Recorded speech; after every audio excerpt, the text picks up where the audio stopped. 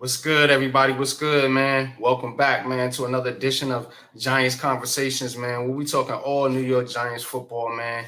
The 2023 season is here, and we are ready to get rock and rolling as the New York Giants, are in training camp, and they are in the mix of getting ready for the 2023 regular season. So, that being said, how's everybody doing today? Good morning to everybody, and hope everybody's doing well. And appreciate y'all for stopping by and coming in and hollering at your boy NYG22 as we talk Giants conversations. Got a couple topics lined up for the night, for the day, but before I do that, like I always like to do, I want to check into my chat, check into my audience, man. How y'all doing, man? No Mets, no Nets, no Jets. Again, Hyatt will be a star for us. We're gonna get into Jalen Hyatt most definitely, man. He is making a lot of noise in training camp, man. We definitely gonna get into that. Happy Sunday to you too, man. What's good, man? Appreciate y'all. Shelton, man, what's good? D-Dan Shelton, what up, fellas? Let's talk some Giants. Let's do it, man. Let's get into it, man. Lots to talk about. So let me give you the rundown. Jalen Hyatt is most definitely making a lot of noise in camp. So we definitely going to be talking about that. Evan Neal suffered a concussion. Little bit of concern there, man. Hopefully he'll be all right. There are some other little injury concerns for the Giants. So we're going to talk about that, man. That's one thing that has always been a bugaboo for the Giants, if you may say, is the injuries. We're going to get into the preseason, man. Friday, man. August 11th, man. Giants Lions. They will be having joint practices coming up this week. So definitely want to keep an eye on that. And let's talk a little NFC East, man. A little bit of NFC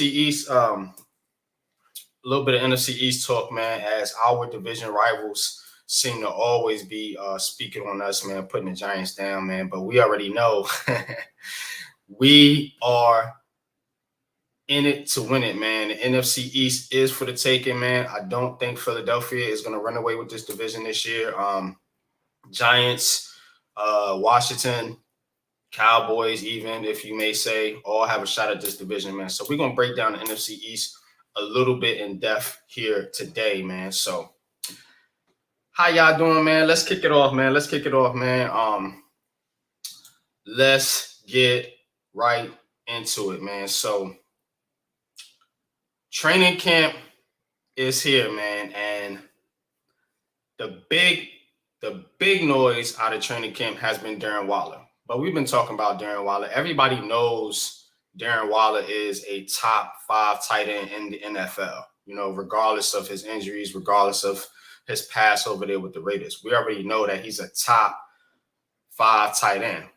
But I asked the other day to my brothers, Big Pat Sports Talk and Coach Ed, can Jalen Hyatt be wide receiver 1?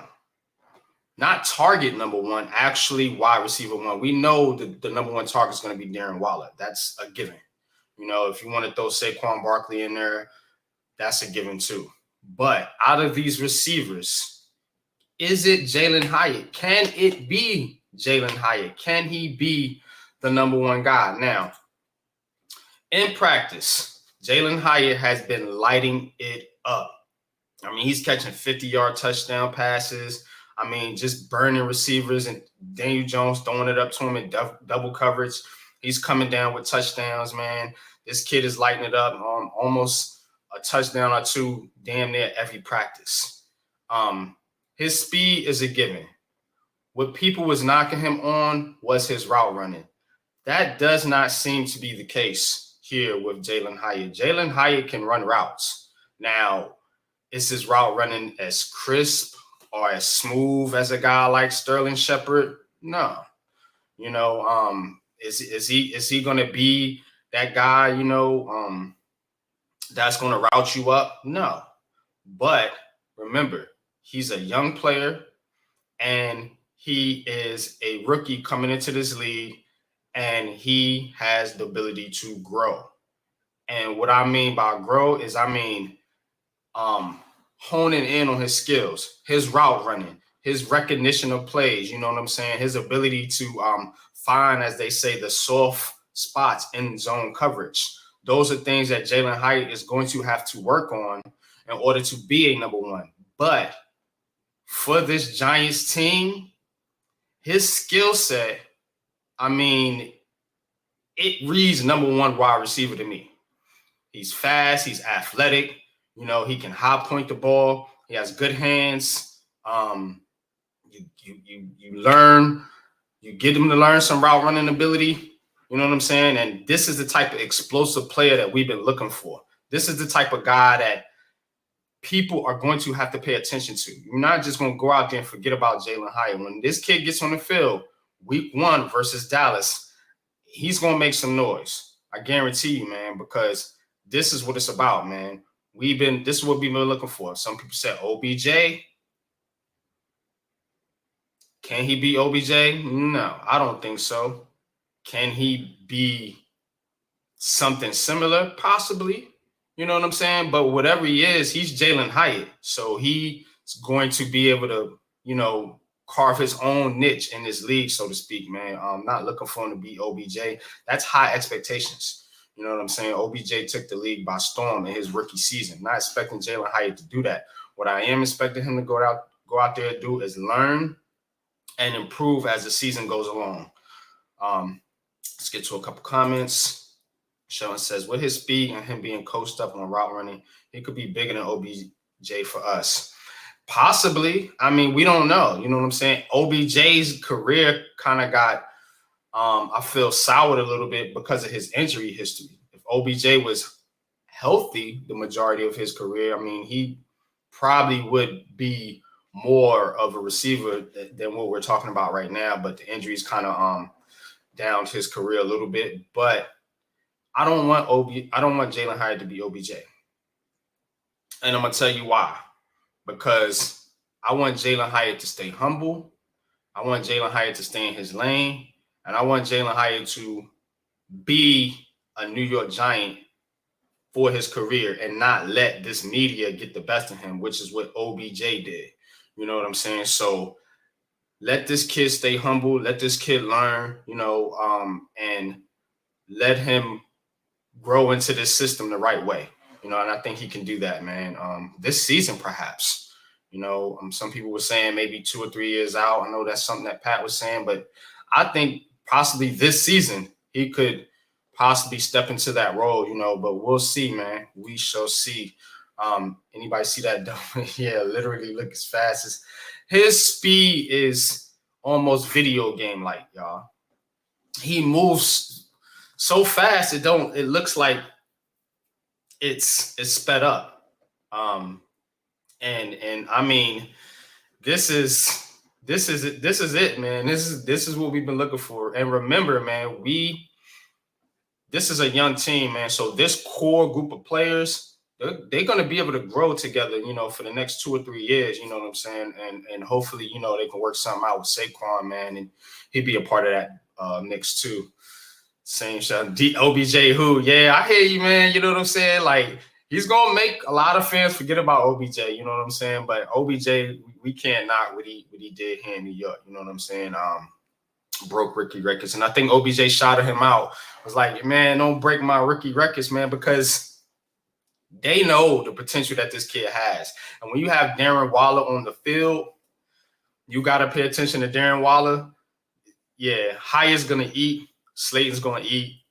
Paris Campbell, you know, Sterling Shepard, whoever else, man, you know what I'm saying? Barkley and DJ should feast with the run yards. Yeah, it's going to open up a lot in the run game.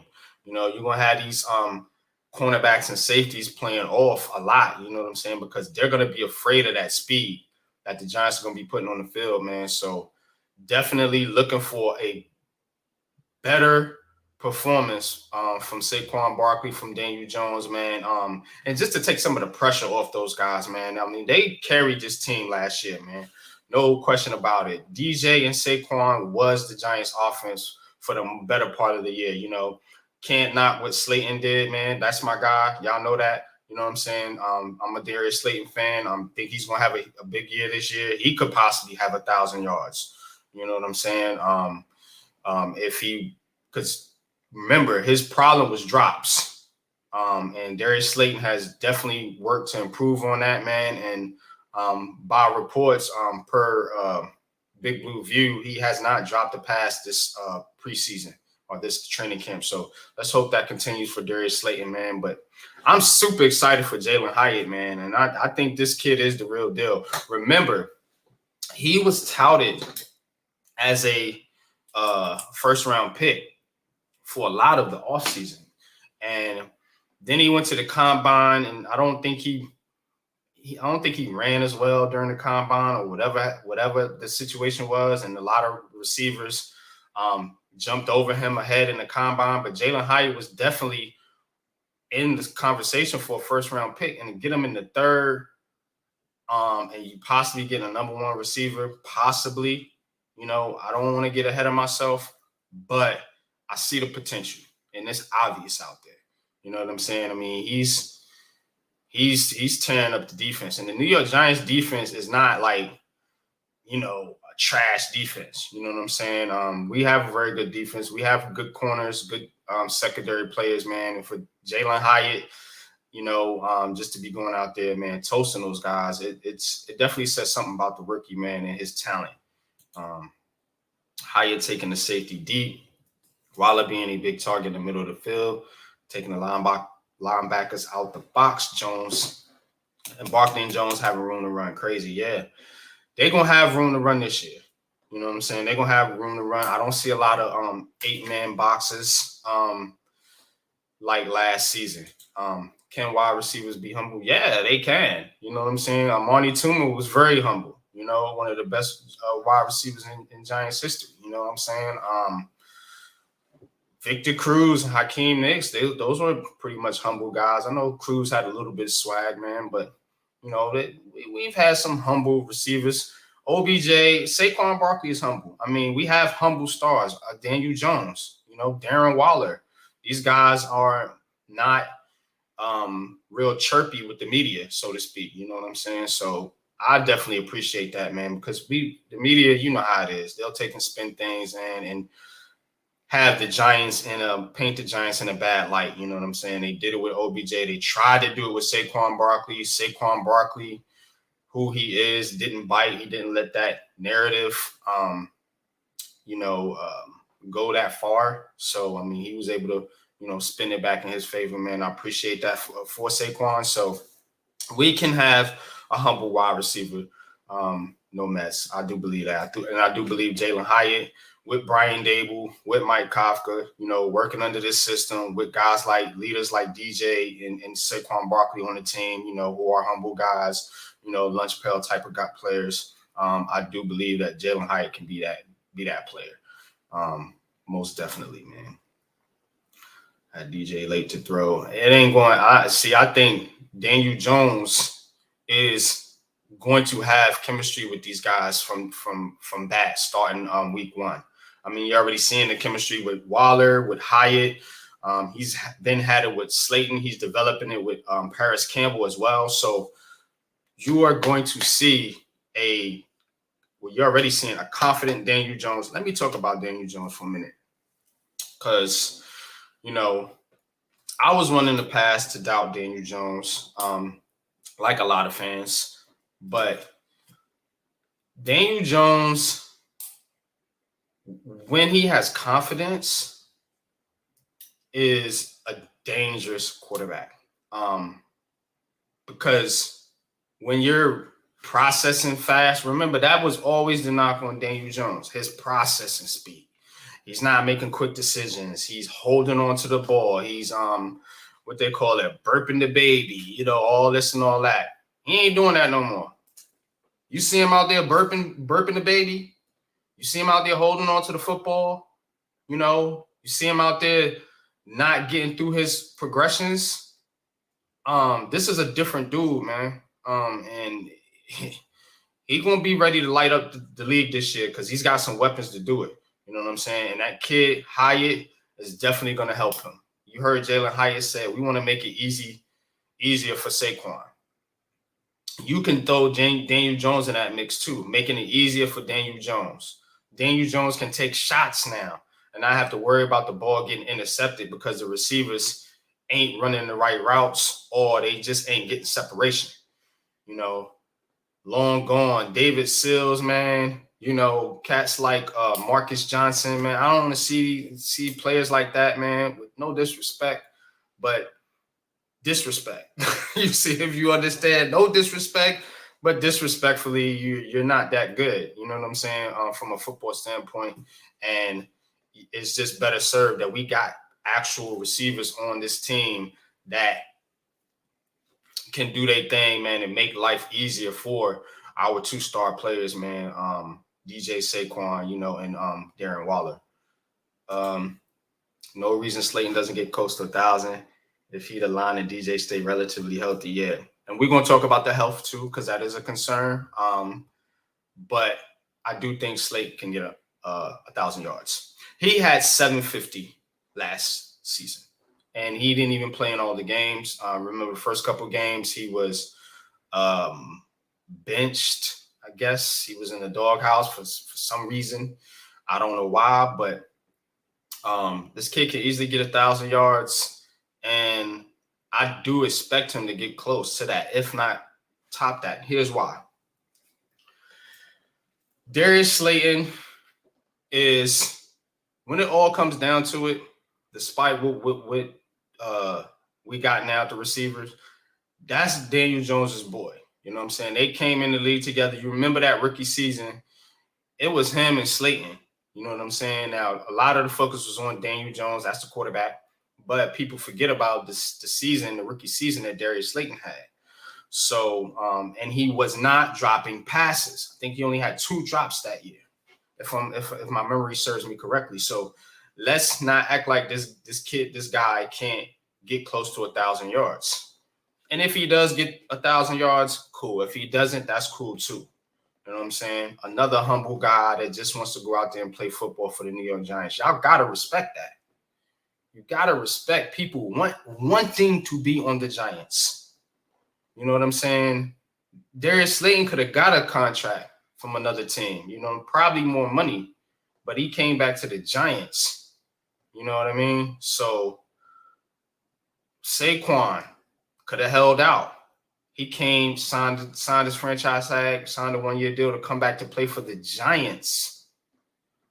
That says a lot about the direction that this franchise is going in now. Because people before didn't want to come to the Giants. They hated Dave Gettleman. They hated the way that the players here were being treated. You know, the owner, John Mara, in the business too much. You know, Joe Shane and Brian Dable have restructured this organization damn near in 1 season. Now players want to come play here.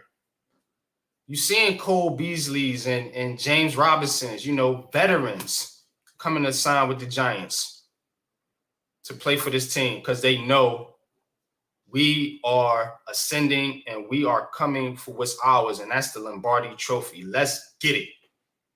Let's go. Appreciate y'all turning up, man. Please hit that like button. Please share and subscribe to the channel. You know, free content. I do this for fun. I do this out of passion because I love the game. I love football. I love the New York Giants. So please hit that like button. Please support the show. Appreciate y'all. Let's talk Giants. Sheldon says potential #1 receiver at a 3rd round salary is a steal. Damn right. That's what I'm talking about. And you mentioned it there, the salary. What's a 3rd rounder make? Somebody tell me. It ain't much. If by NFL standards, by my standards, yeah, he rich. But by NFL standards, no. Adam, what's good, man? Appreciate you. Says, yo, fellas. YG22, man. Appreciate my guy, Adam Costas, man. Make sure you go check out Adam and Mac with the Real Deal NFC East Roundup on Wednesdays and Sunday nights, man, with the Premium Take podcast, man. Love going over there, chopping it up with the fellas, man. Bringing you great New York Giants and all other content as well, not just Giants, man. You know what I'm saying? Good work by my man, Adam Costas. Burping the baby is mad funny, yeah. But that's what they were saying about him. You know what I'm saying? He was burping the baby too much. And I was one of the ones that was criticizing Daniel Jones for things like that. You know what I'm saying? But I see now that he's a different quarterback. He's playing faster. He's playing with confidence. He's comfortable in the system. He's comfortable with the coaches, the receivers. He is the quarterback. There's no question about it now. You don't have to hear the noise about, is Daniel Jones's last year, prove it year, and all that's been proven. It's done. He's the guy, and we need to move forward with it. Adam says, Hyatt is very good. People don't get he was the best wide receiver in the country. Right. Hyatt is very good, man. I watched some Tennessee film, man, and it was like people talk about Hendon Hooker, right? And I'm watching the film, and all Hendon Hooker's damn near all his touchdowns was to Jalen Hyatt. Like, I know the other kid, he's I think it was Cedric Tillman, you know what I'm saying? I know he was doing this thing too, but Hyatt was the guy, you know what I'm saying, on that team. And I don't watch college football real closely, like Coach Ed, you know what I'm saying, guys like Adam, Pat, but I do pay attention, you know what I'm saying? And yeah, Hyatt was the man. Hyatt was the man. For him to fall to the third round, it's just like, what? And a lot of people weren't high on Hyatt. They were, they said he's the one-trick pony. When we drafted him, they said, "Oh, we got guys that do the same thing." No, you don't. You don't got a guy with this cat speed. He's faster than Tyreek Hill. 24 miles an hour, this kid was clocked at. Who in the NFL? Come on now. And you're going to double him and Darren Waller? You can't do that. And you worried about the quarterback? I'm not. He seemed very capable of getting these guys the football. Remember, Daniel Jones was one of the best deep ball throwers in the NFL just a few seasons ago before they took that away from him and made him a dink and dunk quarterback because we didn't have no damn receivers. Kenny Galladay wasn't the answer. That was the guy that's supposed to have been the deep threat. But your old lunch pail, Darius Slayton, had to come back on, put his jacket back on. All right, let me play number one again, y'all. This guy over here, he ain't worth you know what. So let me go back to being miscast in a role that's not for me. And people dogged him for that. You know what I'm saying? But he held it down. Now, yeah, I think we got a number one. And that's the question, folks.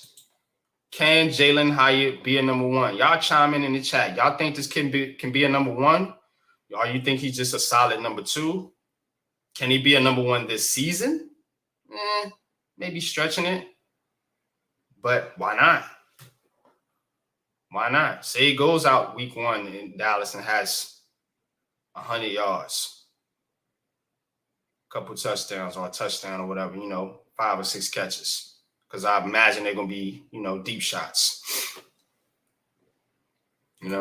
Anytime, Adam, man, you already know, man, Big Blue Crew, man, you my brother, man. Appreciate you, bro.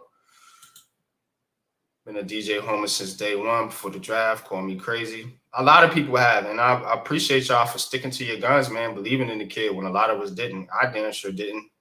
I ain't going to lie to you. I am not going to lie to you. I am not going to be the one to come up here and be like, I knew DJ could do it. No, I didn't. Lie to y'all's face. I didn't have confidence in Daniel Jones until last season. Going into last season, I started to see it because I started to watch film.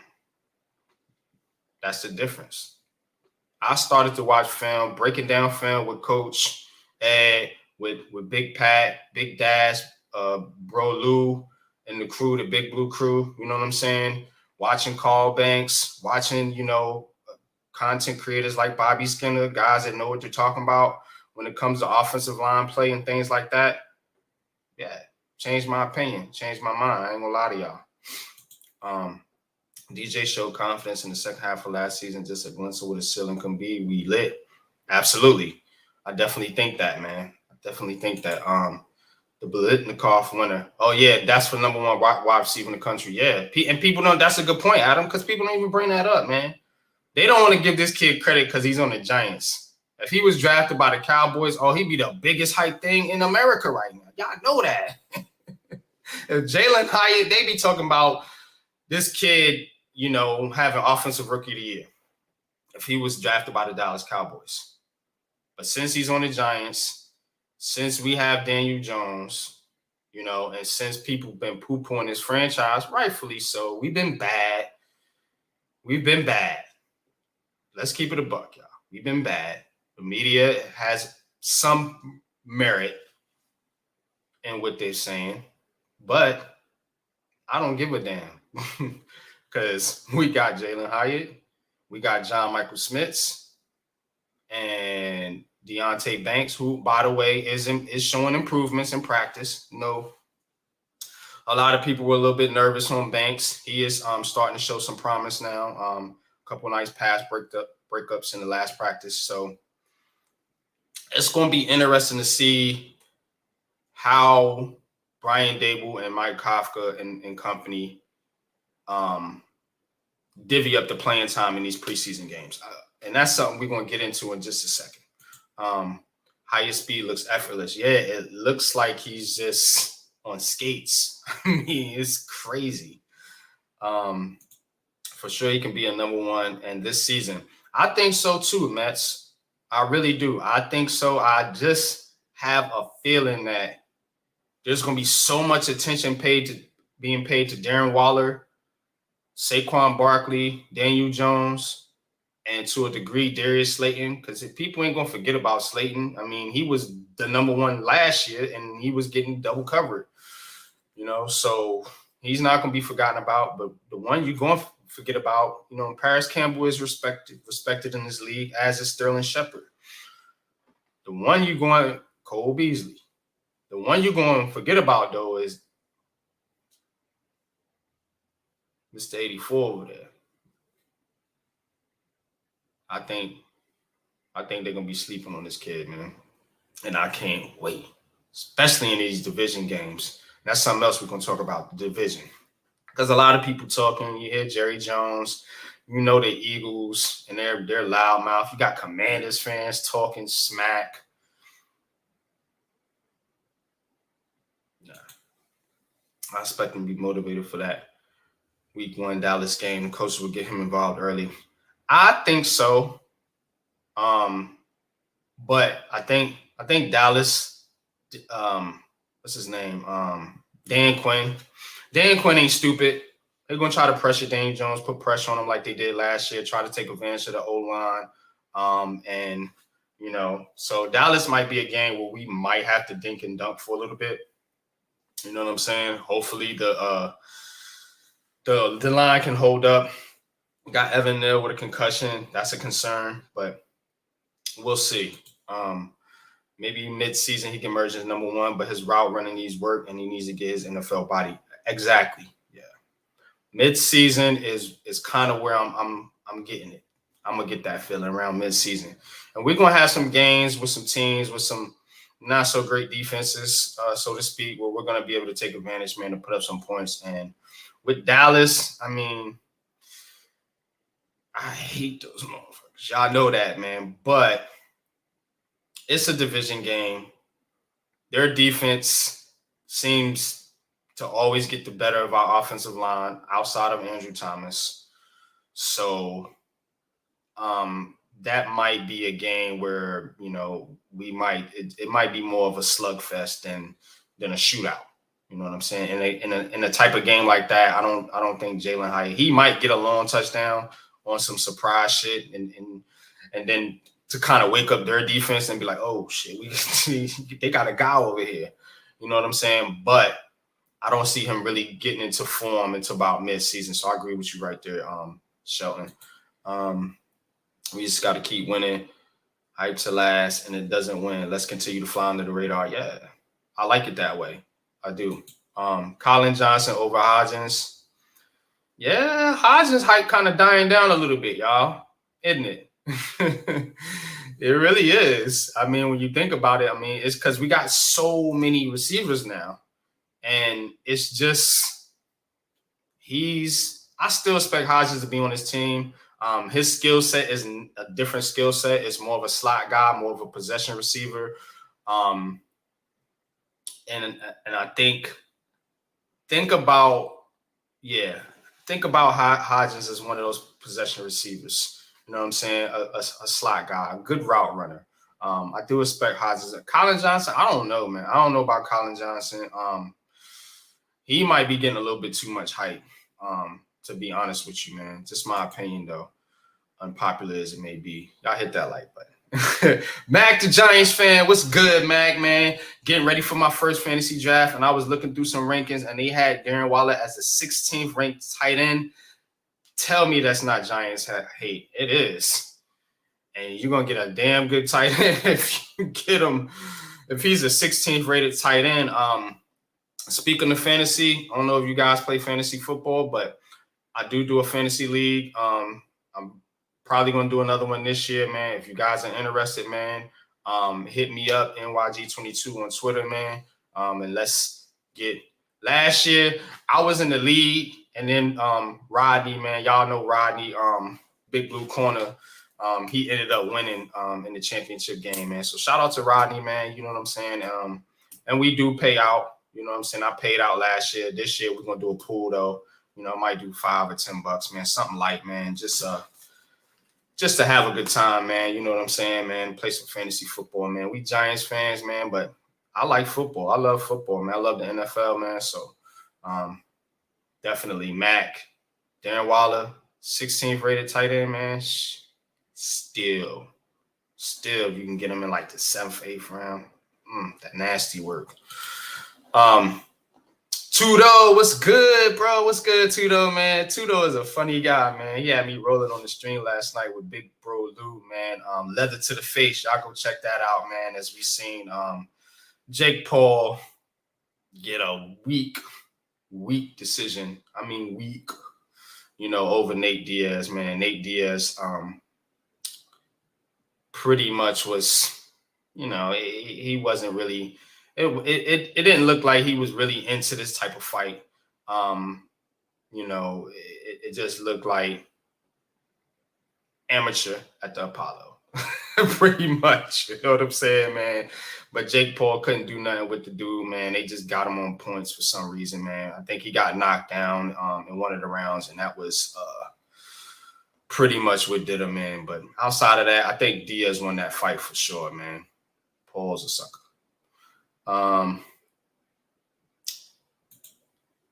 Mac and Adam is always willing to join the panel. Link is in the chat. I always put the link in the Big Blue Crew Entertainment chat for any guys that want to jump on. Always look in that chat for my links to the stream, whether it's this one or Heart of the City. Check out the links, man. Put it in a Big Blue Crew chat, man, for the Big Blue Crew to come up here and talk Giants football. So let's get. Oh yeah, Heather Hardy, man. she got worked. She got worked by Amanda, man, and shout out to her too, man. You know what I'm saying? Because she did her best Earl Spence impression last night. The way her face was looking. But she a tough cookie. You're right, man. She a tough cookie. Deception, what's good, man? Good morning, y'all, man. What's good, man? Welcome to Giants Conversations, man. We'll be talking all New York Giants. So I want to get into something else here real quick. We talked about Jalen Hyatt. My banner up here. So Evan Neal got this concussion. And the Giants overall, they got some players still injured. Aaron Robinson, DJ Davison, Marcus McKeithen. So I think Darren Waller was held out. He got a little nicked up a little bit, man. So expecting some nicks and bruises and some bumps and bruises right here. But Evan Neal with the concussion, it was sloppy practice Saturday. I don't know what the report was, run into a lineman or something like that, how high he got the concussion. If you guys have more detail on that, I can put it in the chat room. But I just know he got a concussion and he was held out of Saturday's practice. Concussion is not an injury to be taken lightly, but it's not something that should keep you out, multiple weeks, so to speak. He'll go through concussion protocol, and hopefully he'll be good to go. But injury concerns. How concerned are you guys about possible injuries? We're going to have them. Every team has injuries. And we're looking at our starters and we're looking at wide receiver one. I think they released the official depth charts before the preseason game. So we should see that come out next week. So we'll see, who they got as the depth charts, the starters. We kind of already have an idea. Offensive line is still being shuffled around. So is slot corner. So is linebacker. But for the most part, we know who the starters are. How concerned are you about injuries? Can we sustain injuries? Are we going to be okay if a guy like Evan Neal has to miss some time? Now, they had Matt Pert in his spot. Y'all remember Matt Pert?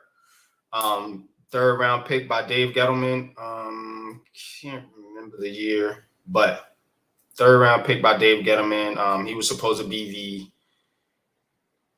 the bookend tackle. Him and was it Nate Solder? Supposed to be our tackles. Y'all remember that? Matt Pert. And Tyree Phillips are the depth behind Andrew Thomas and Evan Neal. How concerned are you guys if I'll be damn concerned if Andrew Thomas has to, if he has to miss. But how concerned are you about Evan Neal if he has to miss some times? And do you expect a guy like Matt Pert or Tyree Phillips to be able to come in and hold their own? Matt says Pert looking right, allegedly, in practice. Yeah, in practice. So I don't have a lot of confidence in Matt Pert. I actually have more confidence in Tyree Phillips. To be honest with you, the guy wasn't that bad when we had to fill in last year. So wasn't good either. But, you're replacing the number one pick, a guy who a lot of people expect to be, a starting right tackle in this league for years to come. So Evan Neal has looked better this training camp. But yeah, injuries. How concerned are you injuries on the offensive line? The interior, I'm not as worried about because we do have Bredesen. We got guys that can play spots in the interior. Tackle, I'm nervous. A little nervous. I'm a little bit nervous about a guy like Evan Neal or, God forbid, Andrew Thomas has to miss time. What's this offense going to look like? What's this line going to look like? Is DJ going to be running for his life again? Is Saquon not going to have no room to run? It's just going to go to shits and we're going to be back, to doing 5-yard flat routes because we don't got no time. Y'all got to think about that. Also, the edge position.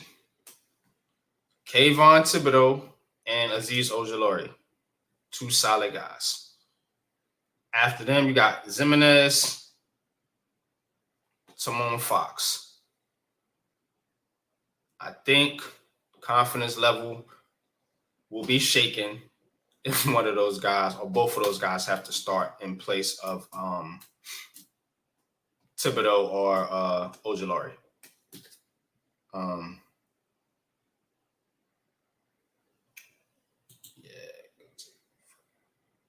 All right, that's cool, Matt. Bet, man. You know what I'm saying? No pressure. Just throwing it out there if you guys want to jump on a stream. If not, I can come on, man. I can talk. I can host it up. You know how it is, man. We are seasoned veterans right now. You know what I'm saying? I started YouTubing last year. It's been well over a year now. And I'm in my comfort zone, especially on this show, because a lot of times it's just me. You know what I mean? So, gotta know how to hold it down by yourself. They said it was due to a collision on a run play. Okay, yeah, okay. That is what it was. So yeah, gotta be careful with that. Gotta be careful with that, man. And but yeah, I'm a little concerned if Evan Neal or Andrew Thomas have to miss time.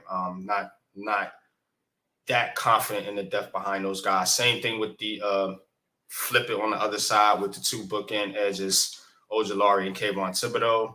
Not as confident in Zimenez or Timon Fox coming in. Now, Timon Fox is the guy that he could develop into one of those cats to come on off the bench, man, and be that third pass rusher. So we'll see about Mr. Timon Fox. Should Waller play in the preseason? Hell no. I better not see Darren Waller out there, man. Yeah, I don't say he's never played in a preseason game. He don't need to. You already know that dude got injury history. You put him out there in a preseason game, especially against Dan Campbell and the ankle biting Lions. No. Nah, we don't need that. Shit, I don't even need Bellinger to play, honestly. I mean, I guess you could put Belly out there for a couple snaps, man, but get them snaps to Lawrence Cager and some of these other guys, man, some of the other backup tight ends, man. Let them play. We don't need Waller out there.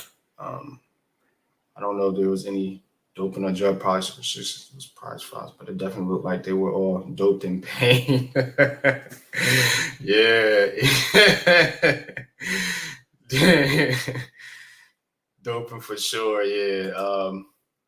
Carl Banks expects Azeez to get a minimum of 15 sacks. What is Carl seeing and where can we see those tapes? Well, he had a sack a game last year, so it wouldn't be a stretch if he averages a sack a game to see him have 15 sacks in a 17-game season. So I think that's what Carl Banks is looking at. He just needs to be on the field. Azeez Ojulari is an excellent pass rusher. His rookie season, he had 7.5, 8 sacks. Last year, he had about 6 or 7, in 6 or 7 games, something like that. So I definitely see Azeez Ojulari, if healthy, eclipsing double digits. Is he going to get 15? I don't know. I think he can get at least 10. If you get 10 from him and 10 from Kayvon Thibodeau, that's 20 sacks. And you say you get another 10 or 15 from the interior, you know what I'm saying? You're looking at, 35, 40 sacks. You're going to get some from the corners and the safeties, the way Wink Martindale likes to blitz. So, yeah, you could be looking at 40-plus sacks, possibly 50 sacks for this Giants team if these guys stay healthy. And that's why I'm like, injury concerns. Yeah, man, they need to stay healthy. We're all in Hurts business, so make these non-conference prize fights have no drug rules at all. We play in pro rugby with no pads or helmets and everything hurts, but we train well for it. Yeah, man. At rugby, that's a tough sport. That is tough, man. You know what I'm saying? So salute to you two, though, man, for holding that sport down, man, because that's a tough sport to play, man. People think football is tough. Rugby's tough. Like my man said, no pads, no helmets. Just hitting. Deception says, who do you think has the most to prove in the preseason? Let's talk about the preseason. So we got Lions versus Giants, 8-11, 7 p.m. What to watch for? So going back to Deception, he says, who do you think has the most to prove in the preseason? The bottom of the wide receiver core, definitely. And I'm thinking about guys like, they cut Jeff Smith. That's right. I just seen that. He got cut, and they signed another D tackle. So they're obviously focused heavily on the defensive tackle position. They seem to sign one every week now. I mean, you know, taking me back flashbacks of Dave Gettleman with these and Jerry Reese, the defensive tackles. You know, the New York Giants was defensive tackle university, man. You know what I'm saying? Linval Joseph, Barry Cofield, Jonathan Hankins, you know, so on and so forth, man. So definitely, but back to the point. Who has the most approved? What about Sterling Shepard? Sterling Shepard is on the bubble, y'all, but it's making his team. Cole Beasley seems to be solidified on this roster right now. It seems that way. It seems like Cole Beasley's going to make this team. And if Cole Beasley makes this team, what does that do for Sterling Shepard? Does he make the team too? Or are they just looking at it like, okay, we got Wan'Dale Robinson on this team. We got Paris Campbell. We got Cole Beasley. We don't need no other slot guys. Sorry, Shep. So I don't know, man. And is Sterling Shepard going to play in the preseason? He seemed like a guy that wouldn't or shouldn't, given his injury history. That's something to watch for. Deception. Outside of that, the linebackers, Michael McFadden, Darian Beavers, we need to see something from those guys. Bobby Okereke, we know what he can do, but I want to see somebody step up next to them. And I expect guys like Darian Beavers and Michael McFadden to play in the preseason. They need to play in the preseason, and they need to show out and show something. Jared Davis' injury was significant in my opinion. Not a lot of people talking about it, man, but he was the guy that was going to be next to Bobby O. And he's a decent player, not spectacular, but veteran, solid. He was going to man down that spot. So I need to see something from those guys, Beavers and McFadden. Also got to look at the cornerback positions, particularly the slot cornerback position with Darnell Holmes, who was on the bubble. Don't know why he's on the roster, but he's still here. Cordell Flott, he's got to show something. Aaron Robinson needs to get on the field. You still got Rodarius Williams on here. He needs to get on the field. Trey Hawkins is coming for people's roster spots. So it's going to be interesting to see that cornerback position and how that shakes out. So, back end wide receiver, linebacker, and a slot corner or some of the positions that I'm going to be watching for, man. But what about y'all, man? Chime in the chat, man. Let's get to some comments, man. Appreciate y'all coming through. Aziz is good. He needs to transition to being really good. He has to stay healthy. That's the key. He's got to stay healthy. We need better edge backups for sure. Definitely. They could sign a veteran coming up here, once roster cuts are done. And I expect them to, add some players to this team. So we'll see if they add depth at that position. If not, man, let's root for Timon Fox, man. We already know what Zimenez is. He's a average player at that position, I would say. But I want to see somebody come in that can really pressure the quarterback, man, and turn some of these pressures into sacks. Evan Neal has the most to prove in the preseason. Evan Neal has the most to prove in the regular season. I don't think Evan Neal is going to prove much in this preseason other than him being able to stay healthy, to be honest with you. I want to see Matt Pert get out there, Tyree Phillips, and some of these other guys get out there and help me be at ease if Thomas or Neal has to go down. If these guys can actually go out there, man, and be competent. Particularly Pert, too, because he's got talent. He just didn't have in your chest that heart, you know what I'm saying, when my man, the coach that got on Pert, dude ain't got no heart. Like, straight up, man. Like, I don't mean to laugh, but like, you question a football player's heart, man. That's like, yeah, that's one of the things to be like, nah, you don't do that, man. You know what I'm saying? We got to see nil against the Phillies. Other than nil needs is the key to the offense being top 10. They're going to do that in these joint practices, no mess. So let me tell y'all something. The way the NFL is going right now, they're doing these joint practices with other teams. I think the Giants are going to have one with Detroit. I don't think they're going to do the one with the Jets like they did last year. But with the joint practices, it doesn't put, because you only got 3 preseason games now. So you basically, the coaches are going off those joint practices to kind of gauge their talent versus another team's talent. Not necessarily doing it in the preseason game. The preseason game is more for the back end of the roster guys.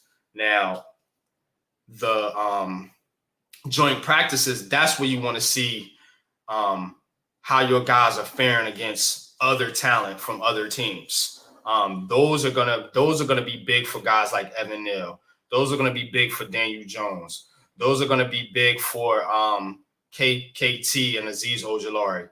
You know what I'm saying? Those are the practices that we're gonna be paying attention to kind of gauge what his Giants team is. When it comes to the preseason game, I don't expect none of those guys to play. I don't see Dexter Lawrence playing, KT, Kayvon Thibodeau, Azeez Ojulari, Saquon Barkley damn sure ain't playing. Daniel Jones damn sure ain't playing. You'll see Flotts out there. You'll see probably Deontay Banks, some of the rookies. But you're not going to see the veteran starters, so to speak. Leonard Williams, these guys ain't going to play, man. You don't want them out there against a team like Detroit anyway. Detroit is a good team. Their defense showed me something last year with Aiden Hutchinson, man, and that guy McNeil in the interior. Those guys can get after the quarterback. You don't want to risk that, getting your guy hurt out there in a meaningless preseason game. Gauge them off the joint practices. They're more controlled, and we'll be able to get a good feel for how these guys look. Remember, a couple years ago, that joint practice they had with the Browns, where the Cleveland Browns were just busting ass. We kind of had a feeling we was going to be in for a long season. So not too much in the preseason game, but in the practices is where we're going to pay attention. Either way it goes, I believe Shep will remain with the team. Yeah, I could see him getting cut and then saying fuck it and retiring, or he might make the roster. I just so many guys, man, so many receivers, man. Like, you can't put them all on the roster. You got guys Bryce Ford Wheaton, Colin Johnson. What you gonna do with all these guys? Isaiah Hodgins, Jamison Crowder. You got guys like Khalil Pimpleton. What you gonna do with all these cats? Much love to Tommy. What's good? Much love to the panel and all Giants. Maximus Jones will hoist up the trophy screaming, "Oh, y'all not entertained." Yes, let's go, man. Let's go, man. Let's go, DJ, man. You know what I'm saying? We want to see Daniel Jones, man, get his respects. So disrespectful to Mr. Jones and this whole Giants team, man. You know what I'm saying? Max said it. Darren Waller, 16th. Are you fucking kidding me? But I hope he's 16th in my draft, because yeah, I'm getting him. Giants train leaving the station. If you ain't on it, get out the way. That's right, Bookends. Move. Get out the way. Get out the way. Get out the way. Oh, ludicrous song. Zimenez made some plays. Yeah, Knicks, man. Appreciate you coming through, man. First time seeing you here. If you're not subscribed, please like and subscribe to the show. I do this every Sunday. This is the pregame show, man. Giants conversations, man. We go up to about 1:00, man. Then we get off here, man. We go watch some football, man, over there with the Big Blue crew, man. So tune in, stop in. Appreciate you stopping by. Says O'Shane Zimenez made some plays recently in practice. Yeah, he makes some plays. He's okay. But I don't. I need a little bit more pop from another edge guy. You know what I'm saying? Zimenez is way too inconsistent. And yeah, like Met says, I don't have no expectations for him at all, really. Welcome to the show. Hit the like button, subscribe. Exactly, man. Appreciate you too, though, man, for pointing that out as well. Crowder, Beasley, Waller are all field teachers that coaching can't teach. It's different being groomed by watching Waller for Belly Kaiser to watch Beasley, Crowder for Robinson, Hyatt, Bryce, Johnson. Yeah. Don't forget about Shep. You know what I'm saying? I think that's one of the reasons they brought Sterling Shepard back is to be that on-the-field coach. You know what I'm saying? Beasley's another guy that can do that. You know what I'm saying? I think Beasley is favored more because he's worked with Dable. And I think that's the whole thing with Cole Beasley. You know what I'm saying? Cole Beasley's he's a good receiver. I give him that. You know what I'm saying? He's proven things in this league. You know, he was a pain in the ass when he played for Dallas. We all know over here. But I'm a Shep guy. If it come down to it, I'm picking Sterling Shepard, even though he's got the injury history, man, you know, because they're both similar guys. Let's keep it a buck. So I'm taking my guy. I'm taking Shep.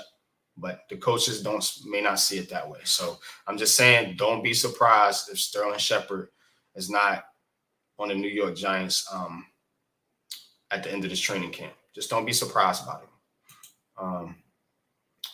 Can't even call average at this point. I guess he's average by NFL standards. We tend to want our pass rushers to do a little bit better. I mean, this is the Giants, man. You know what I'm saying? You get Lawrence Taylor, Michael Strahan, you know, two of the all-time great pass rushers in history. You know what I'm saying?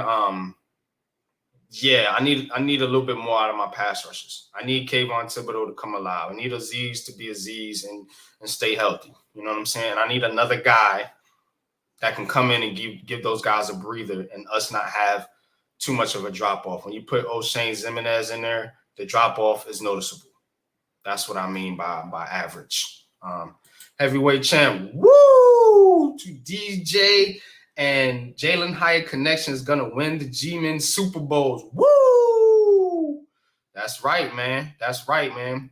We are, I think, Super Bowl contenders.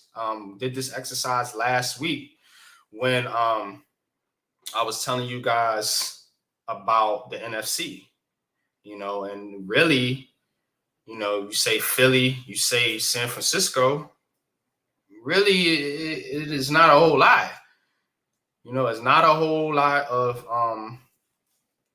teams to be scared of. I don't think any teams to be scared of, to be honest with you, but there's not a lot standing in the Giants' way, to be honest with you. I think the biggest challenge is in the division, and we're going to talk about that here in just a second, man. Tommy, sacks on the way. Impossible to get sacks last year with backup practice squad linebackers. Smith straight off the streets and win. Your secondary had more holes than Swiss cheese. McLeod, Pinnock, Monroe, late backups. I'm a Pinnock guy, man. I think and he's going to be the starting strong safety, y'all. Book it.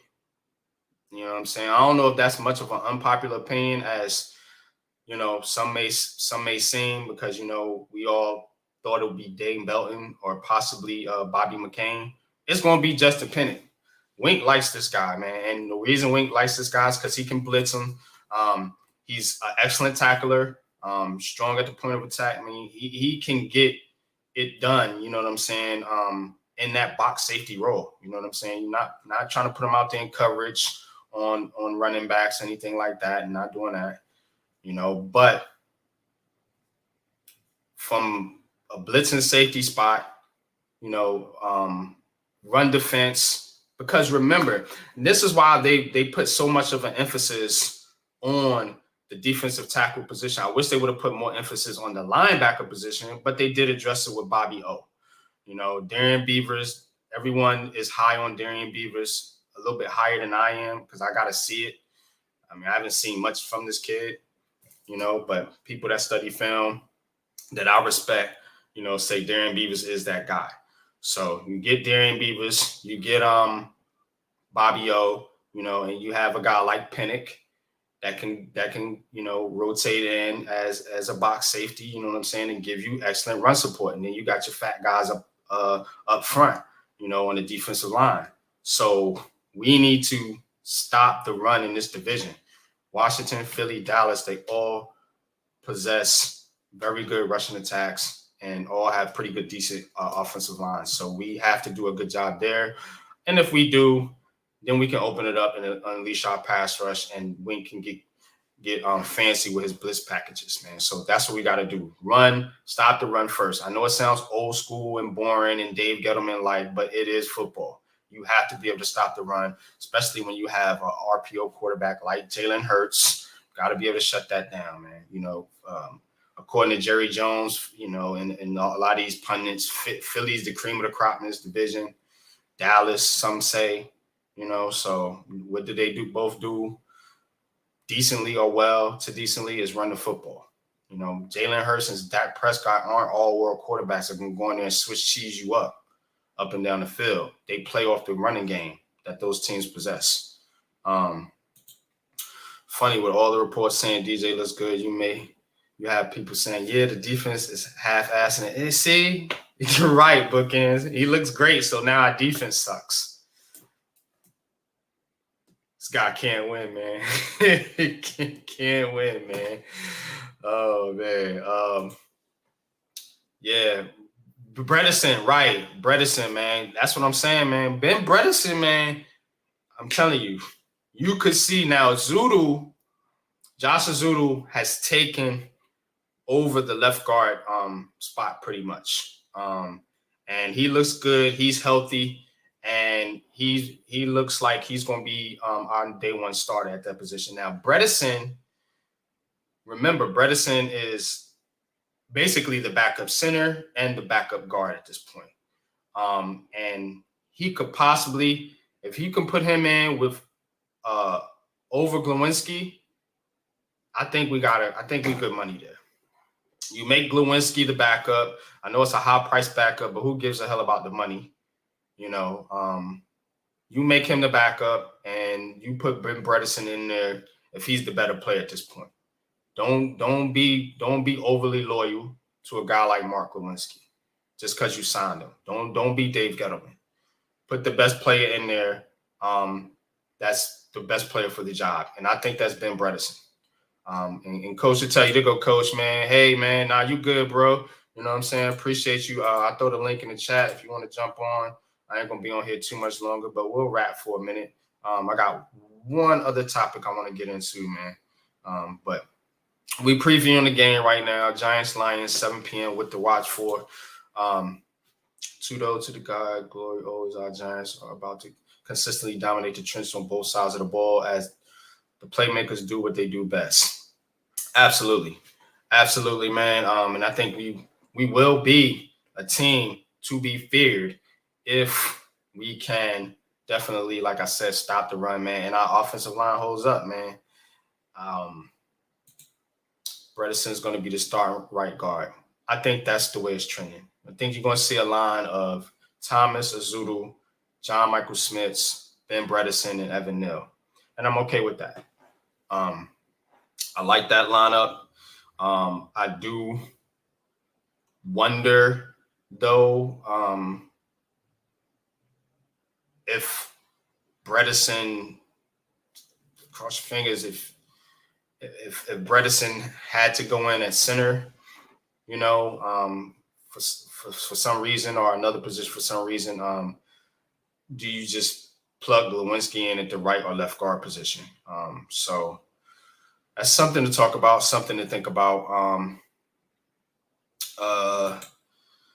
So in a playoff game on the road, all the moving pieces we had on the line, Receivers just meant to crash and burn, but the great coach made something of it. And that's not, a lot of people don't talk about the coaching.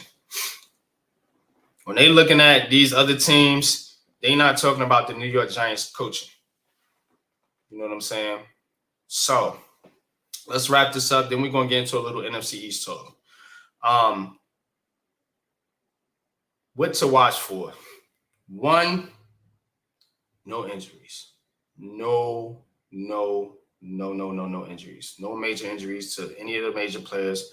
I'm hoping they sit these guys out. I'm thinking Dable and Kafka are smart enough to do that.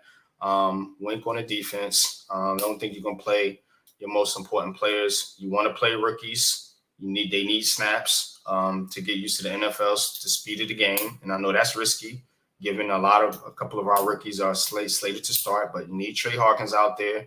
You want Banks to get a couple snaps. You need Smith to get a couple snaps. And you that's what the preseason is for. Rookies back into the roster guys trying to make the team, not for your starting quarterback or your starting running back or your starting receivers. Don't need Slayton out there. Don't need Waller out there. I don't need any. Maybe you throw Hyatt out there for a couple snaps. Maybe, but Tyrod Taylor and Tommy DeVito need to play this entire game with, the second team. Definitely, man. Appreciate you, man. Appreciate you too, though. What's good, man? Coach, what's up, bro? Yo, what's up, man? Sorry I'm late, man. I overslept. Nah, you good, man. Shit, man. You ain't no obligation to come on here, man. Like I said, Stop it, bro. Stop it. We family. But on the topic, man, what to watch for, man? What you looking for, man? This game one for the preseason, man. I said no injuries. Yeah, that's my number one concern. Yeah, no injuries. I'm in the more technical aspect. I'm just trying to get a gauge on what formations offensively they're going to be trying to work with a little bit more, because there is a foundational piece. So and then who are your key backups? I was listening to you, as far as the offensive line. I mean, I've heard and read a few things that Bredesen seems to be locking in at the right guard. I didn't think Glowinski would, because he's primarily a right guard. When he first came in the league, he did play left guard, but he's mainly been a right guard. So, can he rotate and swing between the two? But hey, in the end, you got to do his best. If Bredesen is better, put Bredesen out there and let's rock. So, but again, who are your other backups? Who are the competition?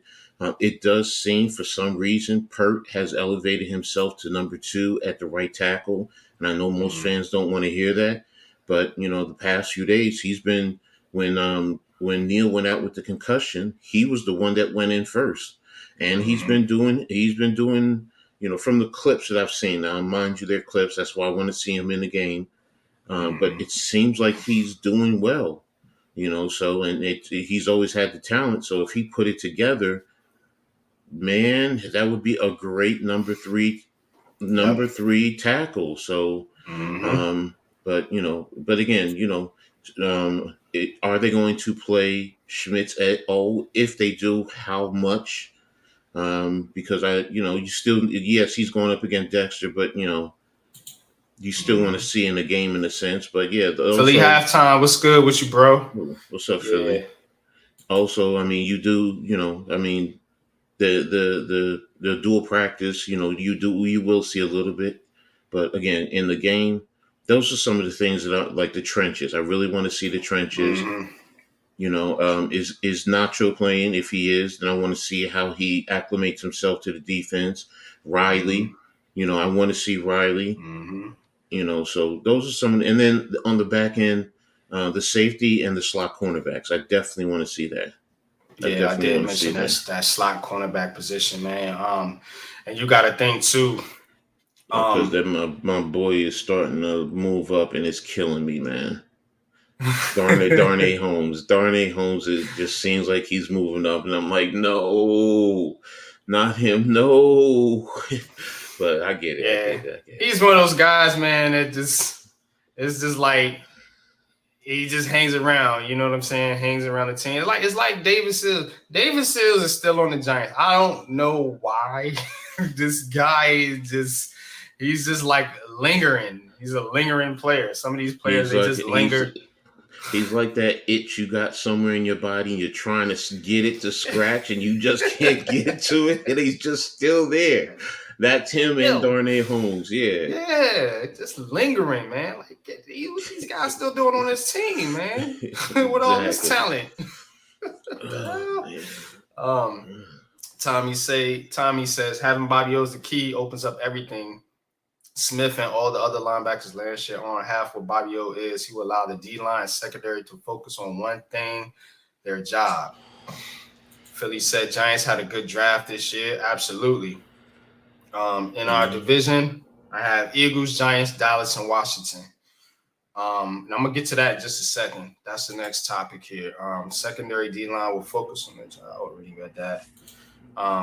Thomas, Azudu, JMS, Bredesen, Neal, Waller, Belly, Paris, Barkley, with Jones being able to run all over. League defenders will have to play their position. No more cheating, looking in the backfield, cheating up. I agree. I mentioned that earlier.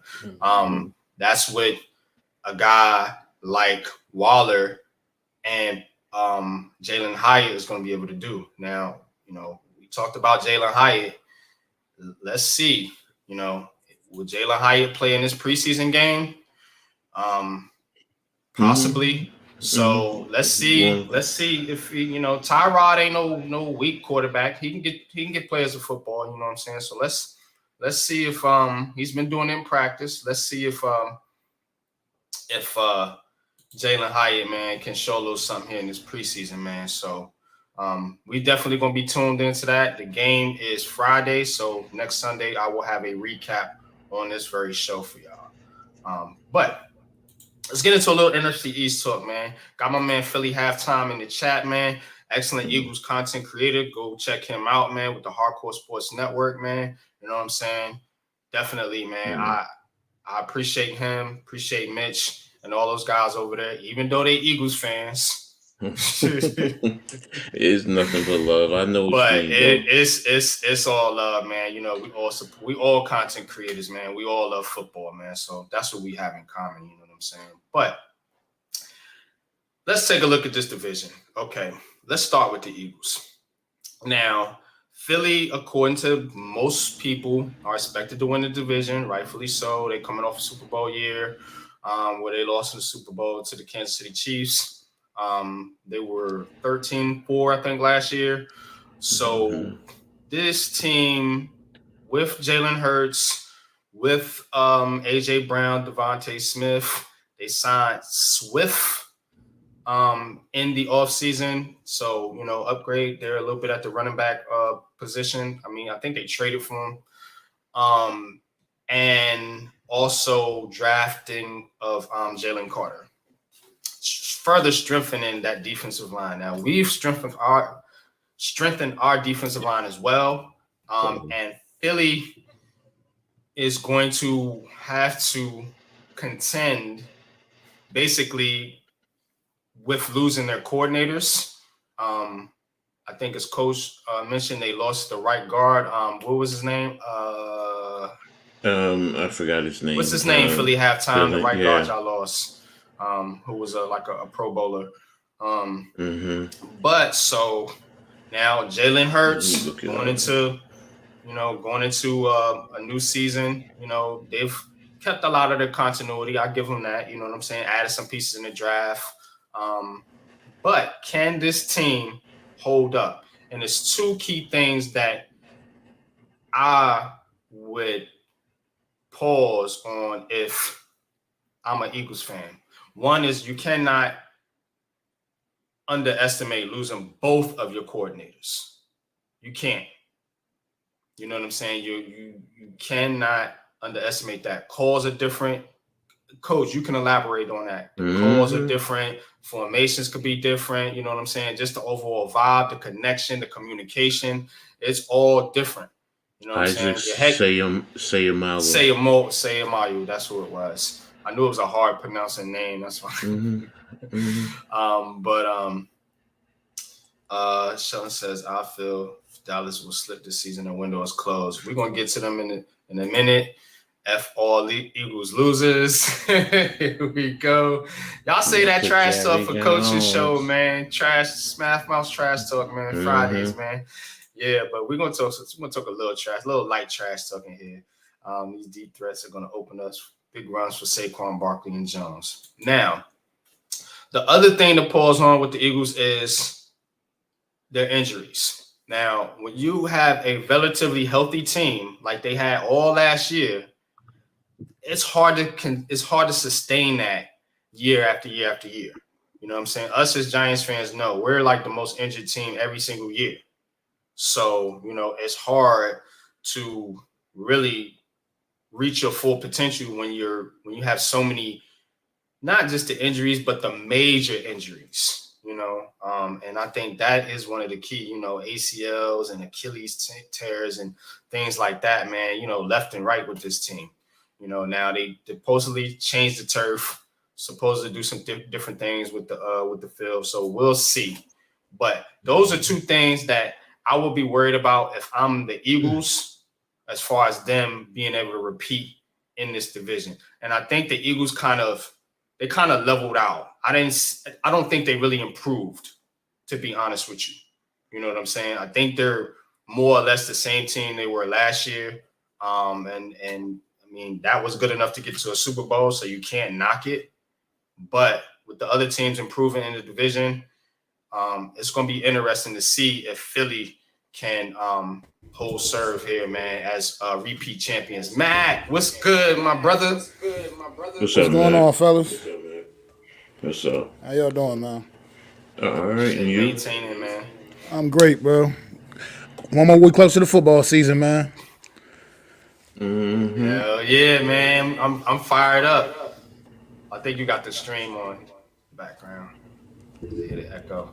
But the Eagles, man.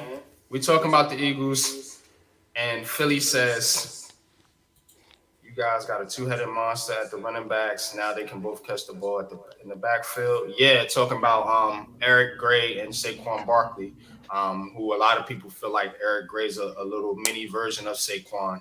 The Eagles got younger and faster on defense. Well, you got younger and faster, but did you get better? Remains to be seen with Nakobe Dean and a guy like Jalen Carter, how they will fit into that defense. What's your thoughts on that, though, man? What do you think about this Eagles team, and do you think they've gotten better? We're doing NFC East talk here, a little light segment before we wrap it up. You talking to me or you talking to Matt? Either one of y'all can go, man. Matt, you got to talk for an hour.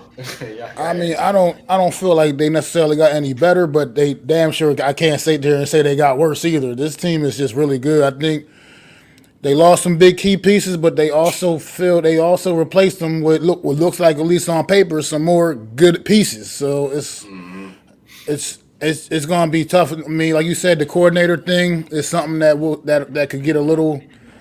It could be a little dicey for them. You never know how that can affect the team. You get used to a coach's style and where what they expect, their expectations, and no matter what, even though things will probably be relatively the same, whoever their new coordinators are is going to come in and still want to put a few of their own nuances in, and that could have a ripple effect that could affect the team in some way. So, I mean, I think at the end of the day, this is still the team to beat in the NFC East. This is what everybody's looking up to right now is the Philadelphia Eagles. And until proven otherwise, man, until somebody knocks them off that top of that mountain, I can't take them away. I can't pull them off of there right yet, man. You got to see it translate on the field, man. I think this team is very talented. They still got a lot of their key pieces in place. That offensive weapons all around the board. I mean, they got top 5 wide receivers, top 5 quarterback, top 5 tight end, top 5 offensive line. Like, this team is loaded, especially on the offensive side. And then defensively, they got a lot of pieces too defensively, man. They got the corners back there in the secondary, still a good pair of corners back there. It still got They Bradbury and Slay, right? absolutely they were able Let's to talk hang about that, and on to maybe both of them. maybe Philly halftime can chime in if he wants to. Your corners, how are they going to be able to deal with the speed of the New York Giants receivers now? With a guy like Bradbury that we know very well is not the fleetest of foot. So, um, you know what I'm saying? Very good corner, as is Slay. You know, guys a little bit older, getting a little bit up there in age. I'm interested to see how they're going to deal with the speed of the Giants receivers and these Giants skill position players. That's something because Philly said they got faster and younger on defense, but I don't necessarily think you got younger and faster in the secondary. So yeah, it's going to be interesting to see. Shelton said, "Yep, I agree. This is going to be the RB room. Barkley, Gray, and Breeder. I don't think Brightwell makes it. He might slip to the practice squad, which is fine. You know, you can use him as a backup in case somebody gets hurt. But coach, what's your thoughts on the Eagles, man? And do you think the Eagles are um, going to be the same team? I know your take on this, but go ahead and tell the audience what do you think this Eagles team is going to look like this year? Do you think they're going to be able to repeat what they did last season? I mean, to Max's point, you have to respect what they put in and what they did last year and where they went. So yes, you respect that. And until someone takes them off of their pedestal, I get it. But um, to me, losing two coordinators on both sides of the ball is a big thing. It really is, especially when you get to the NFL. Yes, each coordinator. Yes, you may have a system, but each coordinator still is different. They have different tendencies, and they may like different calls. They may not have liked other calls, even if it was successful, and they may feel that something else may be better suited for their personnel. Also, because you did change up your personnel, you still have in the middle of your defense, you have young guys. And that's a big factor. They have to play together and understand the NFL. Veteran guys are going to be able to attack them, especially early. Come Keep later in the so season, that's what they got. Wasn't it Ringo they yeah, drafted? they Yeah, they got drafted Ringo. Ringo. Ringo, yeah. Yeah, yeah, you'll probably put him in the slot to start with the Yeah. veteran guys, because he's a little bit younger and quicker. But in the middle of your defense, yes, you have Davis, you have Carter, and you have Dean. They're familiar with each other. They played together for years in college, but this is not college. This is grown man football. So Hmm. and that's where if teams are able to attack the middle of their defense and run on them, that's going to be key. Davis also for being a second year player didn't play much last year. Remember, he was out with injury. So what is his weight issue? Because that is also seemed to be a factor. Mm. So now I've heard Carter is having a good training camp. Okay, that's what you would expect from him.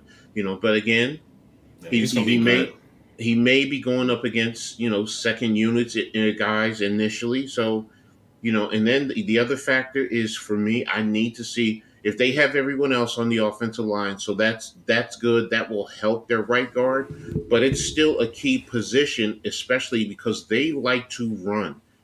They like to run, and that's a part. That's a point. That's a key point that is going to help in their run game. So who's there and how is he fitting in? Now he has two all pros on either side of him. So I do respect that with Kelsey and Lane Johnson. So they're going to help him, Yeah.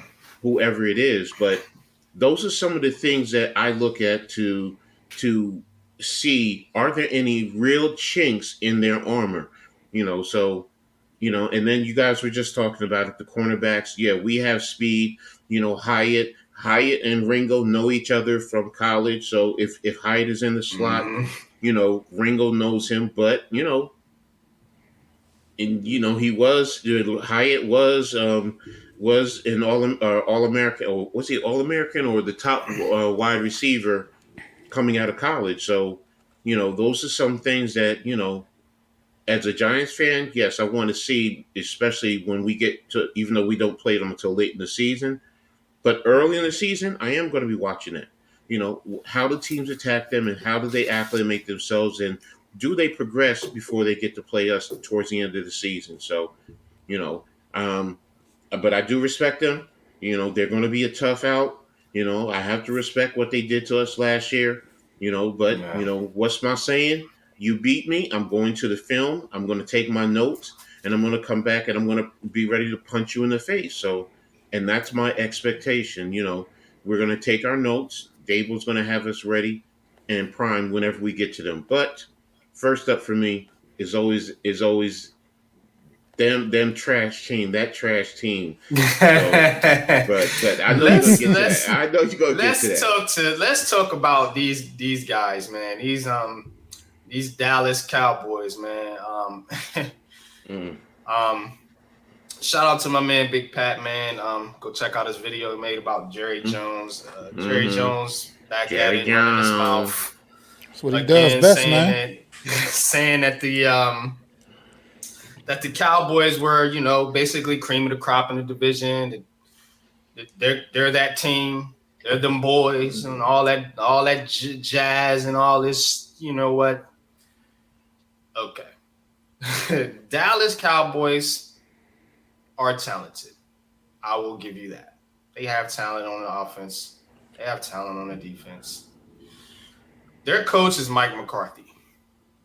He is probably the worst coach in the division. Not going to even disagree. no, I can't. Their quarterback is Dak Prescott. Depending on what the Commanders put out there, quarterback, he's probably the worst quarterback in this division. So your head coach sucks, your quarterback sucks. Oh, and your defense, they talk shit to the quarterback.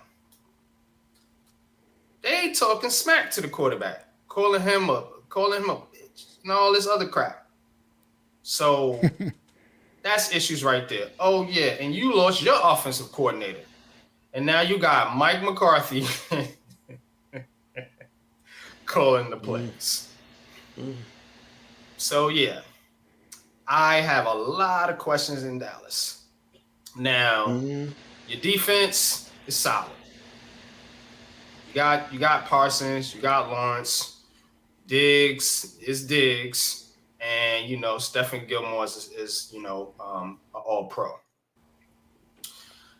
Now, what I'm interested to see is, can you stop the run? Can you stop the run? That's why they drafted Mozzie in the first round, right? That's concerning, right? So I want to see that. We know y'all can rush the passer. We know you can get turnovers. We know Dan Quinn's defense is known for that. Can you stop the run?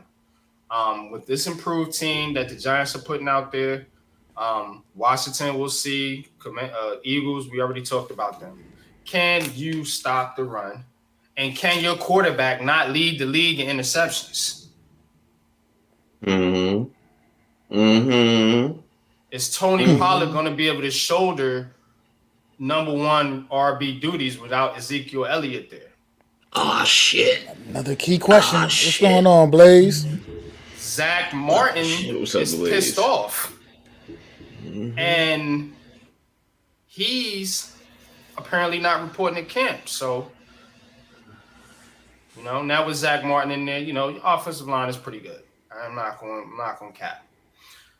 But there's a lot of questions there in Dallas. So for you to be talking like dismissing the Giants and even the Commanders, I don't know if you want to do that. Week 1 gonna be a hell of you just giving more ammo to Daniel Jones, Saquon Barkley, Brian Dable, and this coaching staff to say, you know what, we're gonna go out there and kick y'all's ass straight up.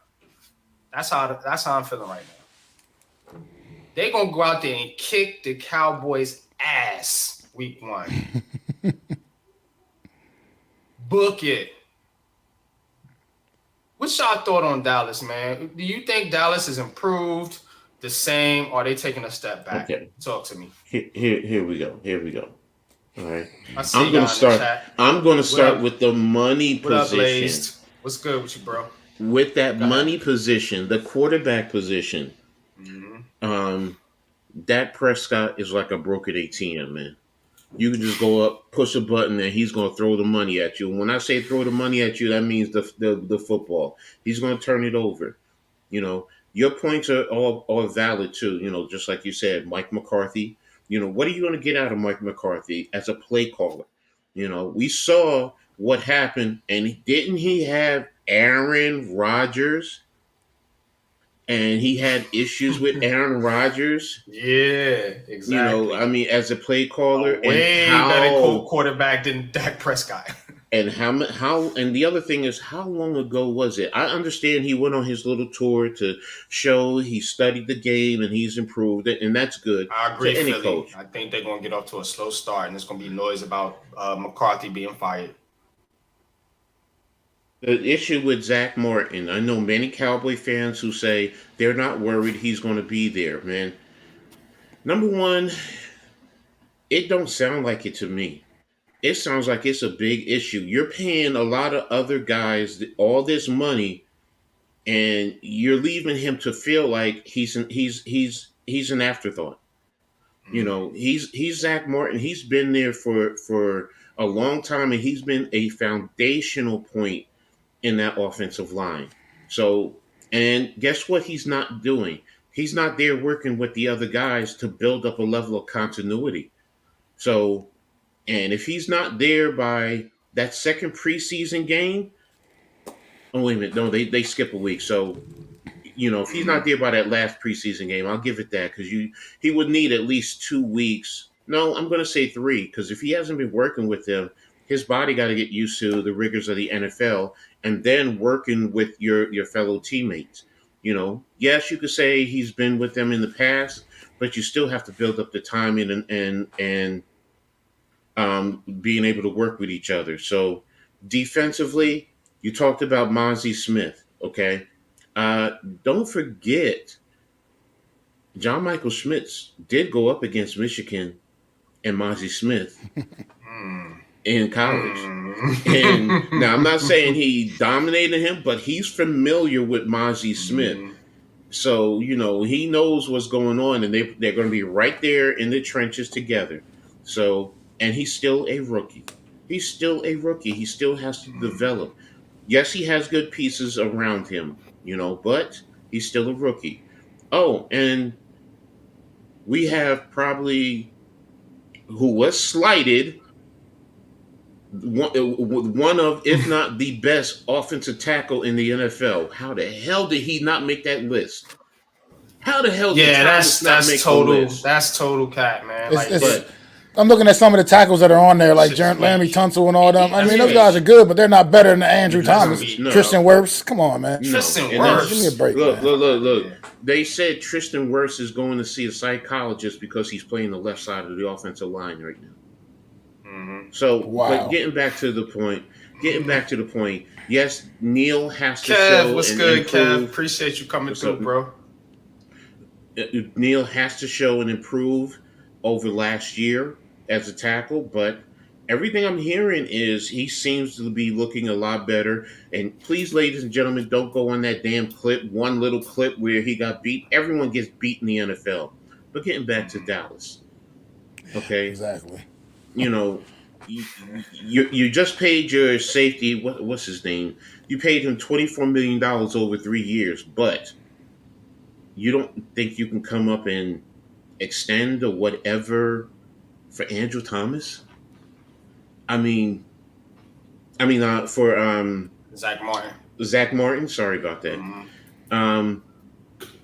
Is there a ripple down effect? And Jerry Jones. Thank you for the bulletin board material. Thank you.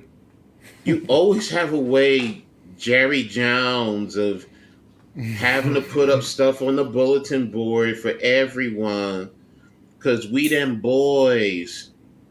You said they're the cream of the crop. They're the cream of the crap. That's what I call them. They're the cream of the crap, man. Y'all know how I feel about that organization, man, and it's just yes, I detest them. Look, seriously, talent wise, they do have talent, so I'm not gonna keep joking around like that. Yes, I do respect their talent. As a coach, I would go in there and you know what, we have to respect these guys. They have playmakers. Dak Prescott maybe last year was an aberration, and he's going to get back to who he was. So there were times in the past he was. They did bring in what's his name from the Colts as a wide receiver. Damn, why am I? You said from the Colts? Yeah, Brought in Brandon Cooks. Yeah, Brandon Cooks. So yeah, they bought what him is he going to bring? What is he going to bring? They have their other plethora or receivers. Let's not forget about our boy, our boy who they brought in from the USFL. Is he going to step up? Because I'm telling you, I watched him. He's a playmaker. Turpin? Yes. If you sleep on, don't think just because he's smaller he can't make plays. The kid can make plays. So I'm giving him that respect. But it all starts with the run game, and if they cannot run, and especially up in between the tackles, if they become predictable, saying that you're basically going off tackle to the outside, So now I just read a report that they're still interested in Zeke, which I've been talking about that before. They need some type of inside presence. It's not about the money. It's you just need that physical toughness, and that's what they need to help stabilize their run game. So, but in due respects, if they can get their run game going, it can help their pass game, especially with play action. But if they don't, they become one dimensional, and we can push the pocket, especially if you don't have Martin there, or he starts out slow. Good luck blocking Dexter Lawrence. Exactly, Dexter and Leo can take him. So and then don't. That's the point. Then we have backups who are going to come in and push and wear on him. Because usually with offensive line, Mac, you know what I'm talking about. An offensive lineman likes to wear on a defensive lineman. It's because later in the game it's easier to but now when the defensive lineman has waves of players, it gets a little bit frustrating because the offensive line is in there all game and they tend to wear down a little bit more while they're fresher. So, but I'm interested. I want this game badly. Yes, I do. So because it's that team from down south that I wish we could blow up and kick out of the league. So you got it, Matt. Go ahead, bro. I mean, yeah, I agree, Coach, what you said. I mean, I'm not going to sit here and not acknowledge the talent the Dallas Cowboys have on their roster, man. But at the end of the day, they are the Dallas Cowboys. They always find a way to get in their own damn way. Like you said, Jerry Jones just loves the bulletin board material, man. I could take it back to 2007, man, 2008 year when we went to the Super Bowl, played them in the playoffs. His arrogant ass went and bought plane tickets or tickets for the game, for the NFC's championship game, before we even played the Giants. Like just saying, we're just going to roll over them and he'll go tickets for the championship game next week. Mm-hmm. And we just went in there and took it to him. So his arrogance, he just can't help himself, man. But the thing about like a Brandon Cooks addition to this team, Brandon Cooks is a good wide receiver as what we see. He's a quad, but at the same time, you always got to ask the question: why is this guy that's so damn good that at least appears to all of us to be so damn good? Why is he on a new team every single season? Right. It's got to be something we don't know about Brandon Cooks. You know what I mean? And it just, to me, he's still a guy that ain't like the Giants never played against Brandon Cooks before and stuff like that. So it's not. He doesn't put that fear in my heart that like most people are trying to act like, oh, Brandon Cooks, they got Brandon Cooks now too. Adding to that, I don't. Look, that doesn't mean he ain't no rookie. He's not some new talent that the league's never seen before. People know what Brandon Cooks is all about. So I don't weigh too much on that. Is Cooks, CeeDee Lamb, and who's the other guys at Gallup? They still got Michael Gallup still, yeah. I believe they still have Michael Gallup, yeah. That don't scare me. I'm sorry. CeeDee Lamb I give CeeDee Lamb he emerged as a top receiver last year. But the rest of them, I ain't scared of them. But as far as the offensive line stuff too, Zach Martin is an integral piece. He's an intricate big piece for that offensive line, man. I'm not sure if he'll actually end up really truly holding out and going into the season. But at the end of the day, he needs to be in here getting reps with his team during training camp, especially on that offensive line, because offensive line is about continuity, man. And you don't just plug in and step into the offensive line. It has to has to have a time to gel together, and also he might be out there. I'm sure he's not just sitting on his ass.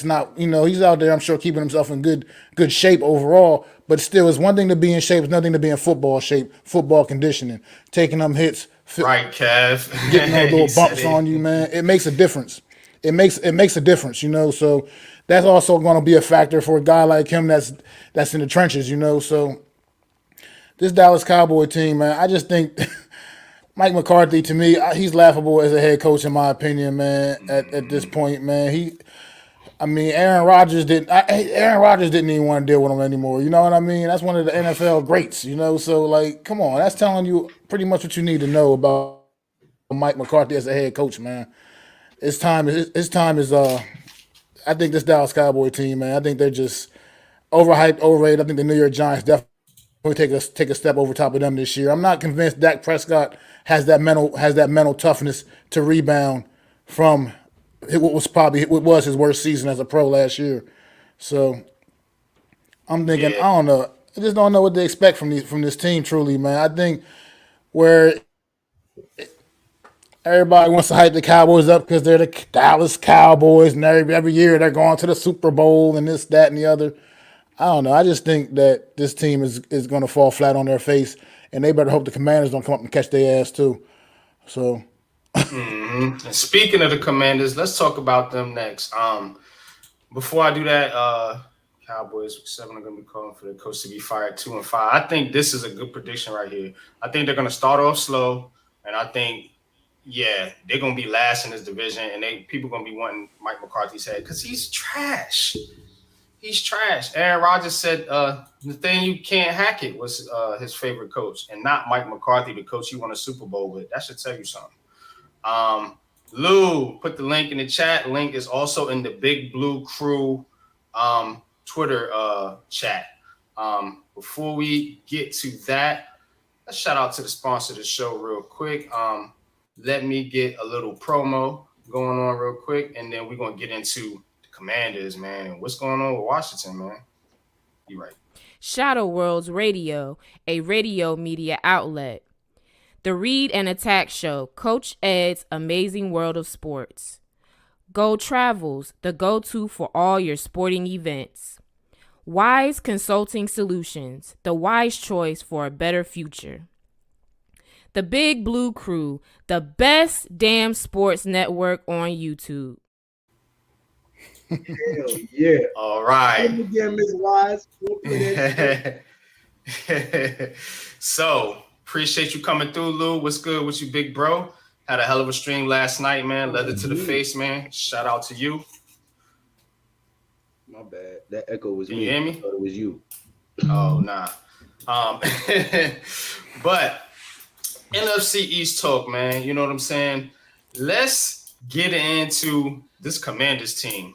The Commandos, the Commanders, whatever you want to call them. We have. You want to talk about the Commanders when I come on? With the what is the expectations for the Commandos, Commanders, condoms, whatever you want to call them? They have changed ownership. They changed. They have new offensive coordinator and Eric Bieniemy from the Chiefs. But they're starting Sam Howell at quarterback. That's better than Carson Wentz.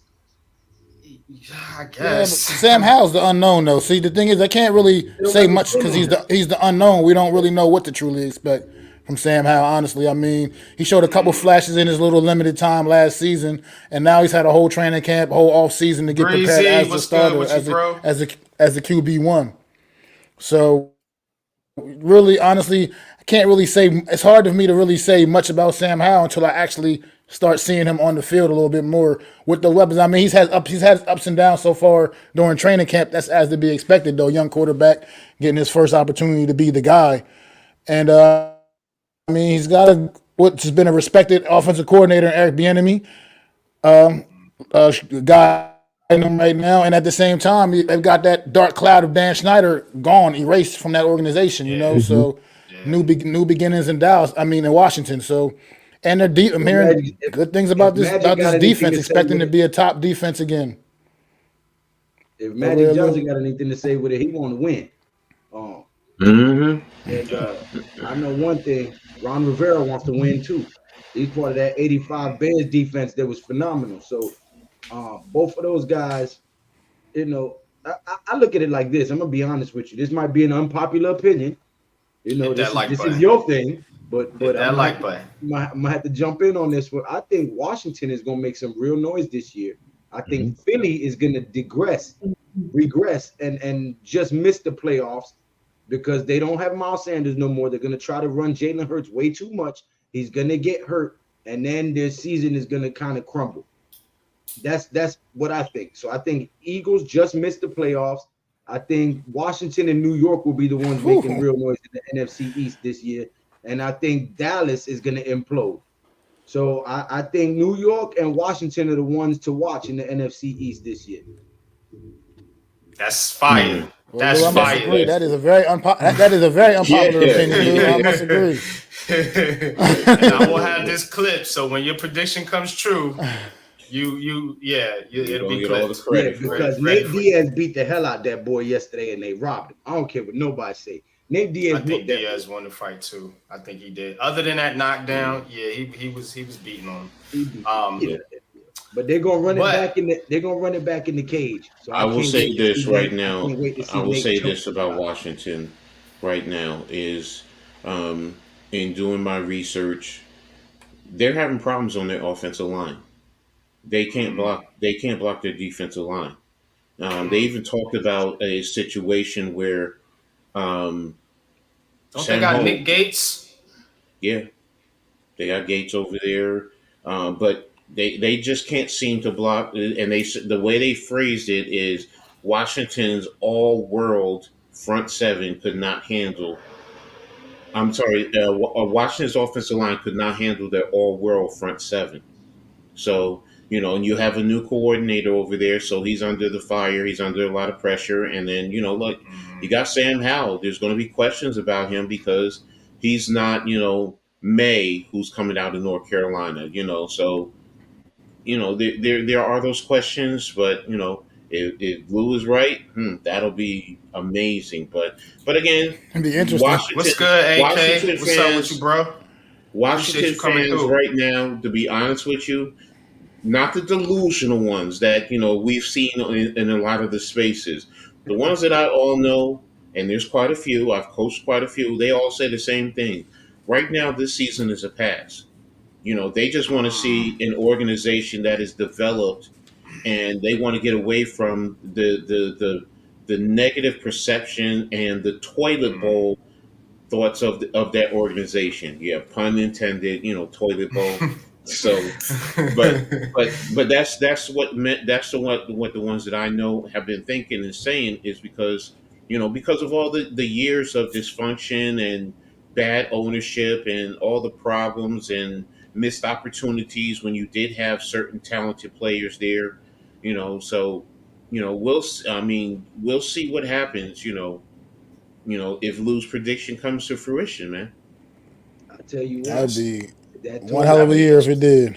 that toilet bowl comment, they might need to go get Mike Glennon to make that toilet bowl complete.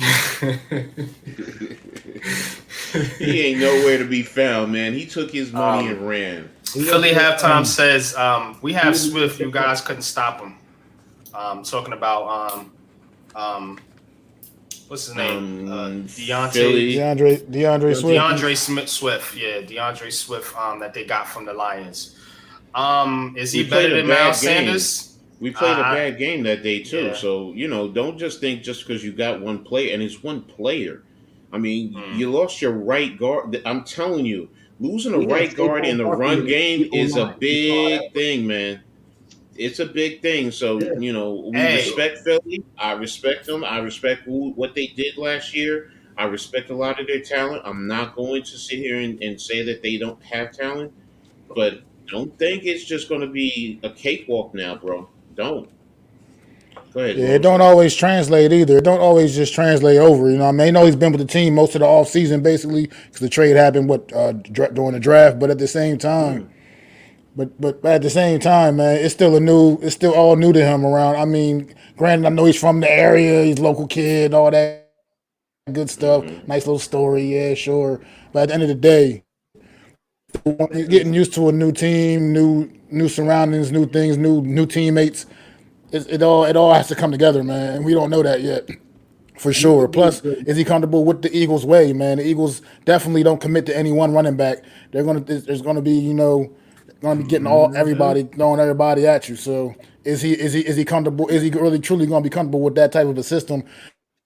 Is Because I believe he's the type of guy that that little needs to get smug going, needs running to back? carry to get going.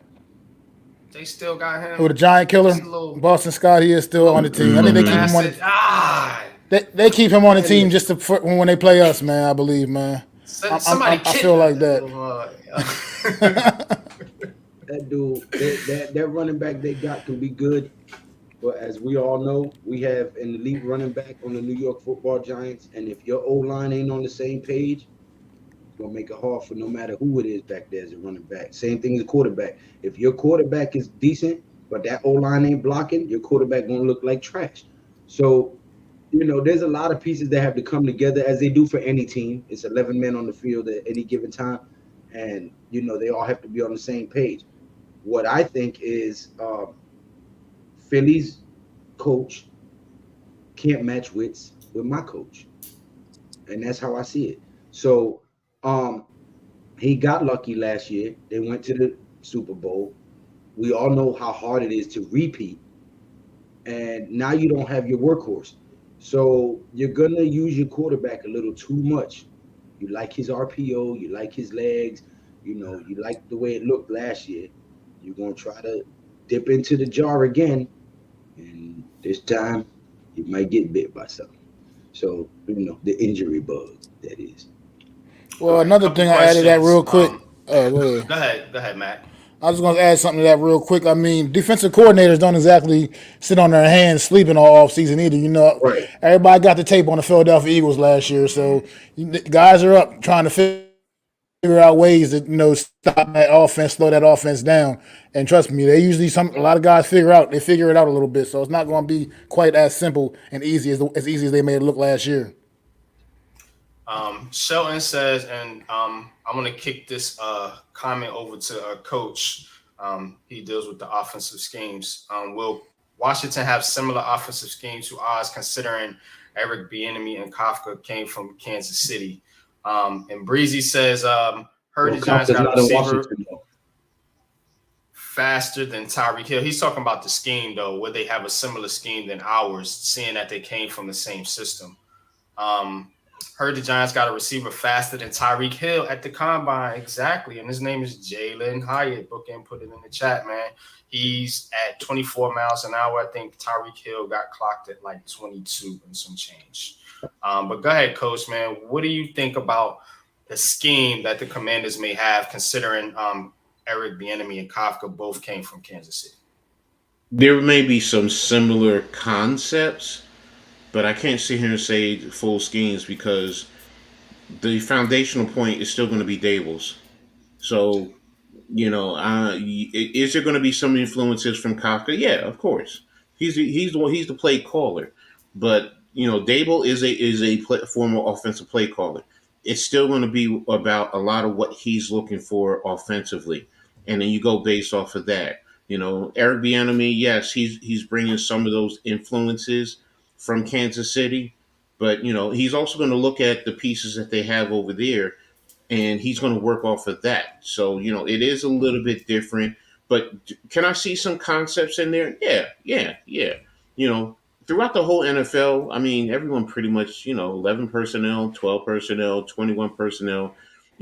What do you run? Do you run smash routes? Hammer dagger, things of that nature. Do you run stick routes, sit routes? I mean, they all have that in there.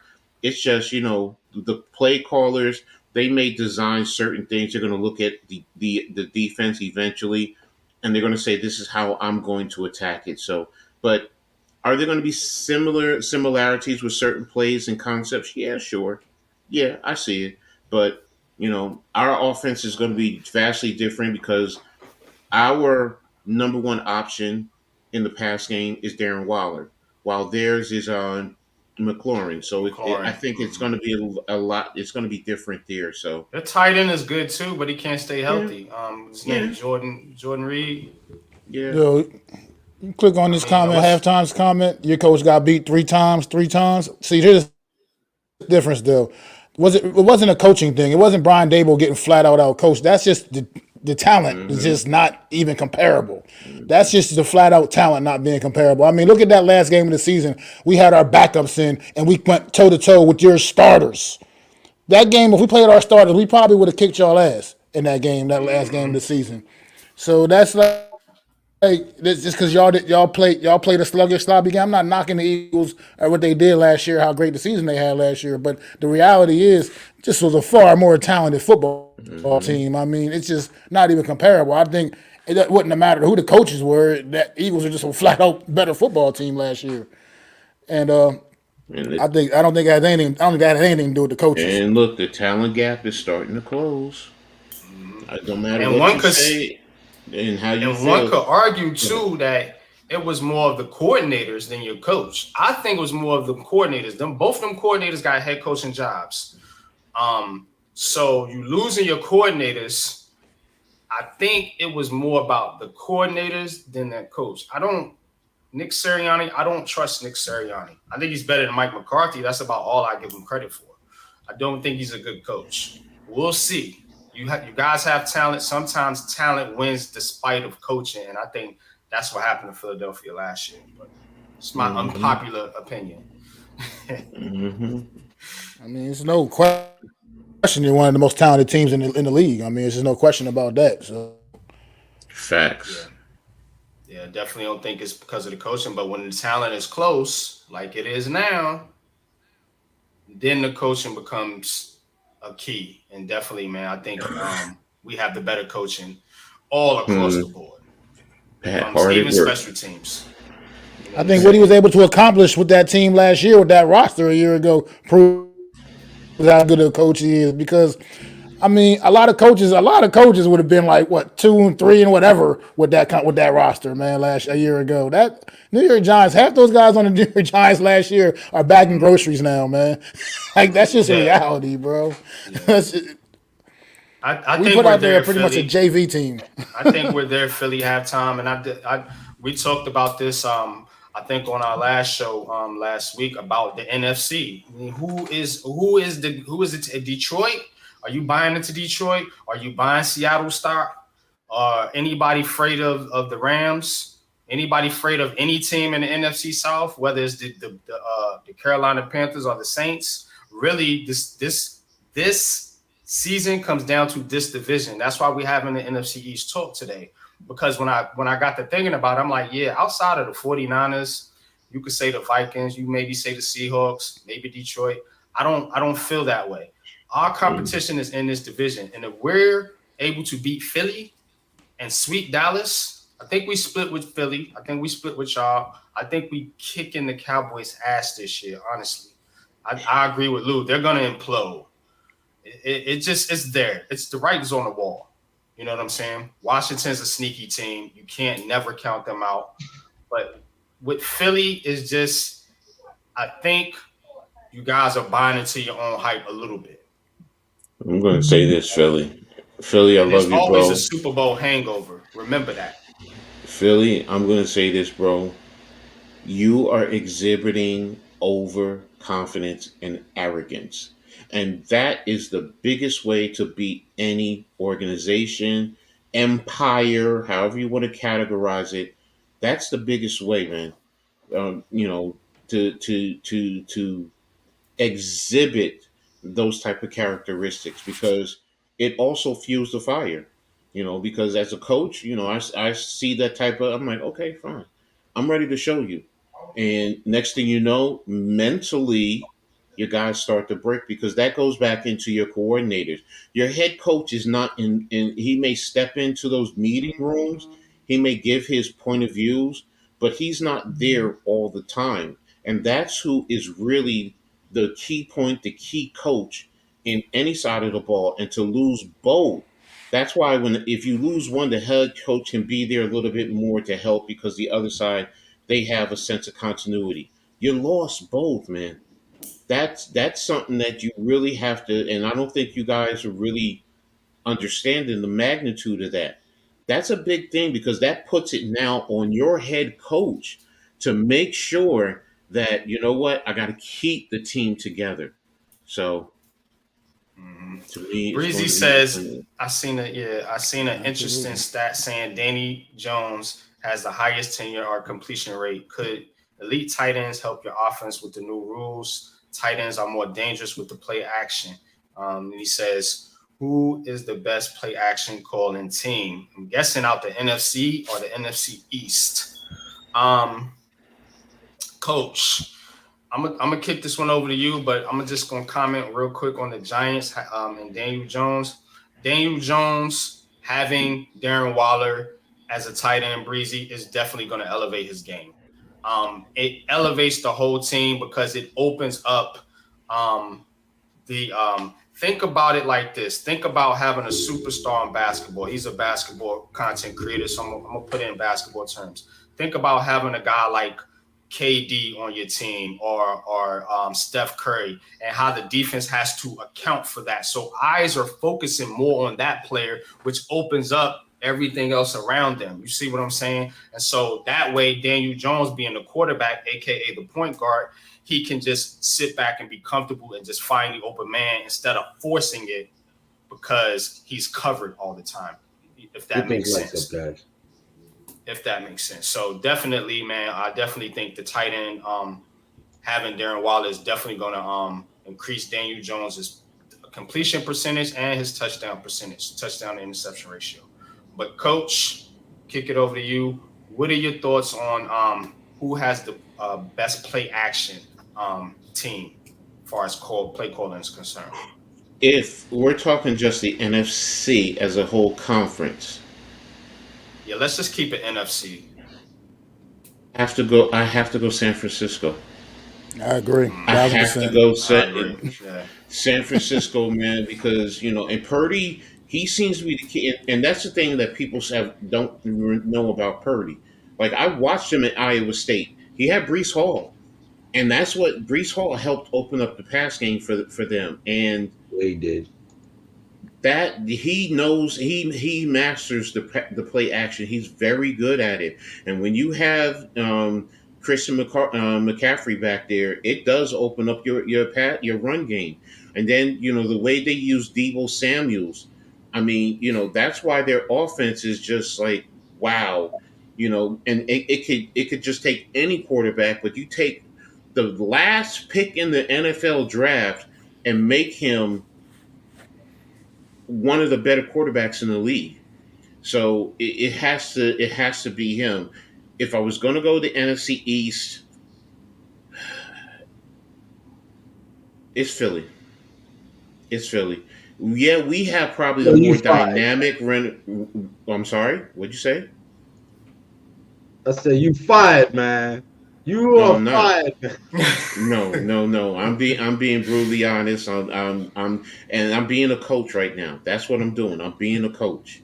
And because of how they use it, I mean that's they do use the RPO a lot, and the run action, moving the quarterback, and then that's what getting to the wide receivers. It's not like all they do is just throw nine routes all the way, and their receivers just go get the football. I mean, they have windows that opens up because of the run action. So and they're good at it. Now, if you were talking about because of a dynamic playmaker in the backfield, of course it's the Giants. Eyes are going to be on the Giants, and then once Waller is there, and that's the thing, we do have to show it on the field, and that's what many of us in the Giants nation are focused on because we have Waller, we have Campbell now. Shep is starting to show something. I mean, we have Hyatt. I mean, we have the pieces now, but we just have to go out there and we have to put it on the field. That's ultimately what it boils down to. Once we do it, Do I think it can change the whole outcome of what I just said? Yeah, yeah. But bottom line is we have to produce. So and we all believe it. I believe it. 13-4, 4-2 in the division. That's what I'm standing by. But in terms of play action, that's what I think. So Okay, I know this ain't my show, but I got a question for you. So this year, what do you guys expect to see at a Kayvon Thibodeau? Hmm, good question. Good question. now, I answer that. I expect Kayvon Thibodeau to be one of those guys that commands double teams. I expect him to basically. I don't want to kind of put a sack number there particularly, but his pressure should be up mhm. and his sacks should be up and his QB hurries and QB hits should be up. You know what I'm saying? We want to see everything improve. I don't need him to have 15 sacks. You know what I'm saying? But I want to see that in constant improvement. You know what I'm saying? Because you got guys on this defensive line to worry about: Leo, Dex, Aziz. So Kayvon Thibodeau should get some favorable matchups to where he should be able to, dominate and show why he was the fifth overall pick. So if I nothing have else, high, you basically saying you want to see him be disruptive. You don't gotta have mm-hmm, 15 sacks, but get back yes, there, make the quarterback move off his mark, make mm-hmm, him throw force throws earlier than he wants him to be. Just be disruptive, be a force back there. mm-hmm. Yeah, that exactly, that Yeah, I that mean, I exactly. that think he you said know it you best himself. go I ahead, mean, he man. said it best himself when they were talking to him in training camp. I mean, last week, one day they were talking to him on NFL Network, whatever. And in our eyes, he had a pretty solid overall rookie year. I mean, not nothing great, spectacular, obviously, but solid for a rookie in the rookie campaign. But in his eyes, he thought he was embarrassed watching the tape. He said, like, that to me tells me about this guy that he knows he needs to go out there and still keep working and get better. And I think he will. And I mean, I think he is going to hit that double digit mark. I think he's going to hit at least that 10 or 11 range in sacks this year, honestly. Not saying he necessarily has to, but I think he is going to because that's the talent he brings to the table. And if him and Aziz can both stay healthy all year, that's definitely going to have an impact on offensive lines. I mean, here's the thing in reality. You got to remember, is Kayvon Thibodeau last year got off to a slow start because he got hurt during the preseason. So people kind of Yep. forget that as well. So he didn't really have a chance to get his engine going until about week 4 or 5 or so. And then he started seeing him slowly making some plays. And then late in the season, he did become that disruptor that you guys are talking about in the chat right now. He became an absolute disruptor. That Washington game, Kayvon Thibodeau wrecked that game. That that Yeah. that's that Mm-hmm. Sunday night He game was against dominant. Washington. He was the Mm-hmm. game wrecker, absolutely in that game. So I think we're going to see more plays like that. And the Kayvon Thibodeau is a star, man. He's gonna prove it this year. You guys hit it Coach. on you hit it perfectly. Being disruptive. Here's one thing as a coach that I've always tracked when I was either head coach or a DC, and it is the pressures, but it's the pressures, the quarterback hits, the sacks. How many turnovers did that create? Because that's a bit. I'm a big proponent of turnovers.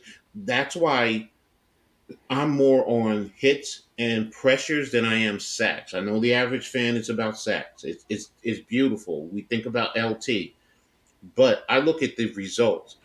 Does all of that create turnovers?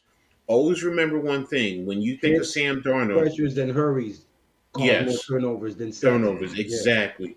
So remember Sam Darnold. What was the one thing he was known for that people clowned him on? I'm seeing ghosts. What Ghost. that Yeah. tells you, what that means is he's looking at the pass rush. He's not focused on downfield. He sees the pass rush, and that's going to force a quarterback to cause turnovers. Like we're saying, he's going to rush. He's not going to let the receiver fully get open. He's going to try and get it there, hoping that it gets there. But the ball may be put in a way that our defensive backs, can attack the ball and take and cause a turnover, an interception, or with a sack. How many sack fumbles do we cause? Those are things that I like to see. And do we get the ball off of that? That's That's that's what's most important. And I've always tracked that, always. And I think most NFL coaches do too. It's just that that's something that's not put out there to the general public because most fans are not really going to care about that, or they're not going to understand that.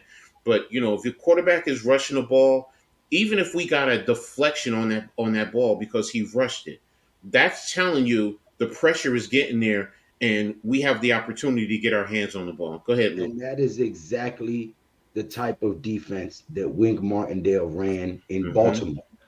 Mm-hmm. His guys up front would pressure you, hurry you, force errant throws, and his DBs would pick six or intercept, or it was that's exactly the type of style of defense that Wink is known for.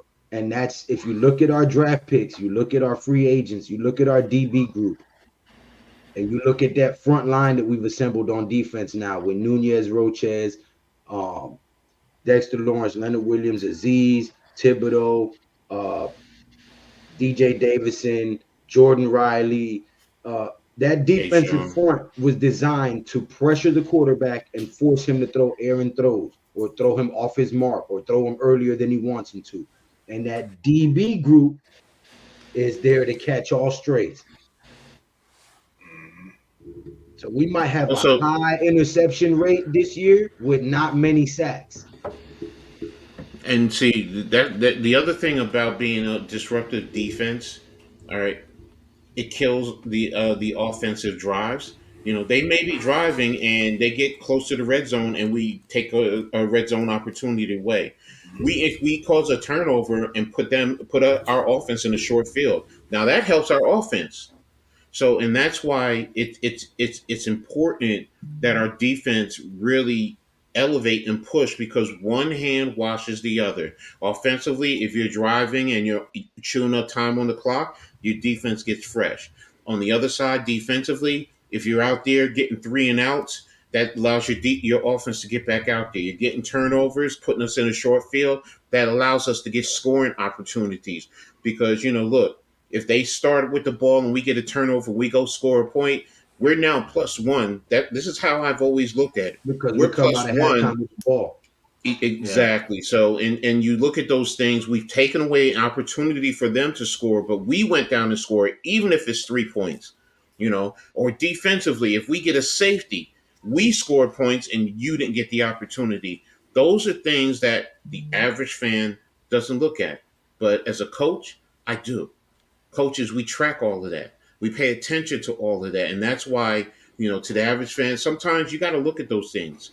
You got to look at those, and you have to understand, the importance of, and not just say we want a sack. Yeah, sacks are great. Sack numbers are great. But when do they come? Because I always say this: you can have 2nd and 6 and get a sack and put them at 3rd and 11. But if they pick up first down, what did that sack really do? What did that sack? It was nice, it was great, but they still converted and made a first down. Just So kept your now, defense on the if field you're long. saying the sack is, you get the sack on 3rd down and force them to punt, then it's a little bit more important. I get it. So, and please, I play defensive line, so don't think I don't like sacks. I like sacks too, but I'm more of I want to hit the quarterback. I want to get into his head. I want to see his eyes come down looking at me. I want to see his eyes get big because he's worrying about the hit. They're not worrying about, playing football. So, unless you're a damn Tom. Well, no, I Tom was Brady was like that. I was in the stadium for the Panthers game last Mhm. year when they started Baker Mayfield, and I seen exactly what you guys are talking about. He didn't get sacked a lot, if you remember that game, but there was so much pressure, and you could see him just Mhm. airmailing receivers all day. I'll tell you another thing, Coach. Batted passes at Mhm. the line of scrimmage are something that definitely can get into a quarterback's head, and it can Mhm. definitely cause mistakes. You get a tip pass up in the air, boom, interception. We see it all the time. You know what I'm saying? A lot of times they're pick sixes because they're caught by the D line, and they usually have a clear path to the end zone. So Exactly. Exactly. yeah, totally agree with everything you said. You and Lou both, man. Good shit, y'all. But that being said, we've been on here 2 hours. Like You I have. said, Yeah, I have. But yeah, so it's about that time, man, to get the rest of the day going, man. But I definitely appreciate each and every one of y'all for coming through. Make sure you go sub to everybody on the show. We are the Big Blue Crew. My man Lou, my man Mac the Giants fan, my man, my bro Coach Ed. You know what I'm saying? All have their own YouTube channels. All do excellent content creation. We all have different styles. Lou, excellent with the boxing, man. Love that. Leather to the face, man. I've been trying to come on your streams more, man. Learn some more about boxing, man. This guy's he knows his stuff when it comes to boxing. I could say the same thing with Mac in the wrestling, man. Excellent content creator there. Of course, man. SummerSlam, was it, Mac, that you just did? Yeah, last night, SummerSlam last night. Yeah. Yeah, most definitely, man. I was caught between back and calling forth, the fight and my son running in the room, letting me know who winning SummerSlam because he was in the living room watching it.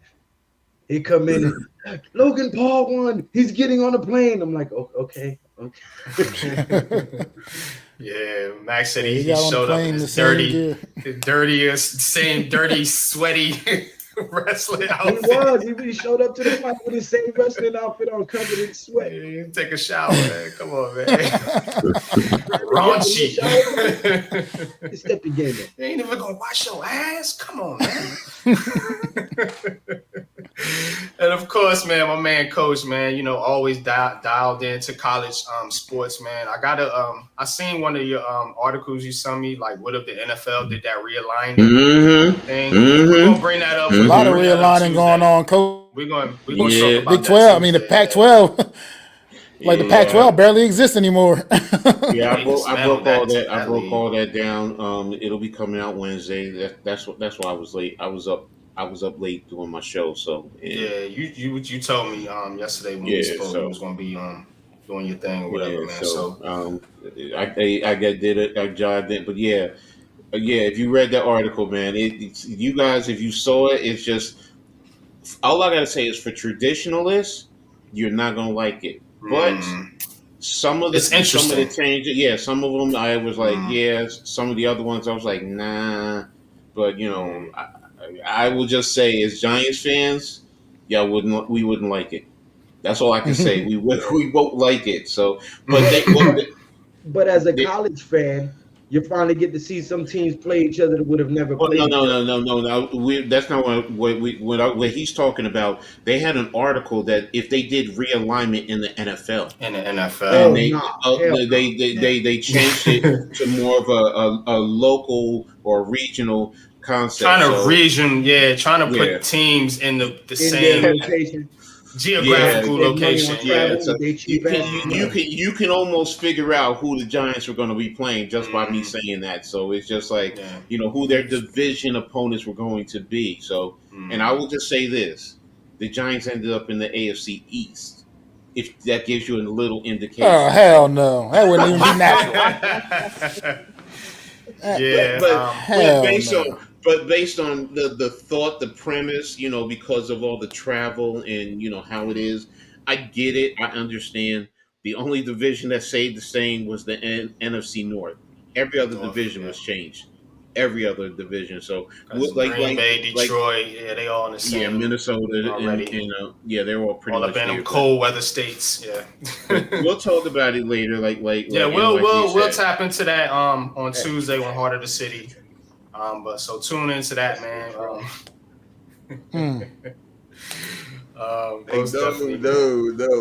He said no. It was up to me. I'd say bring the Arizona Cardinals back to the NFC East so we can whoop their ass some more.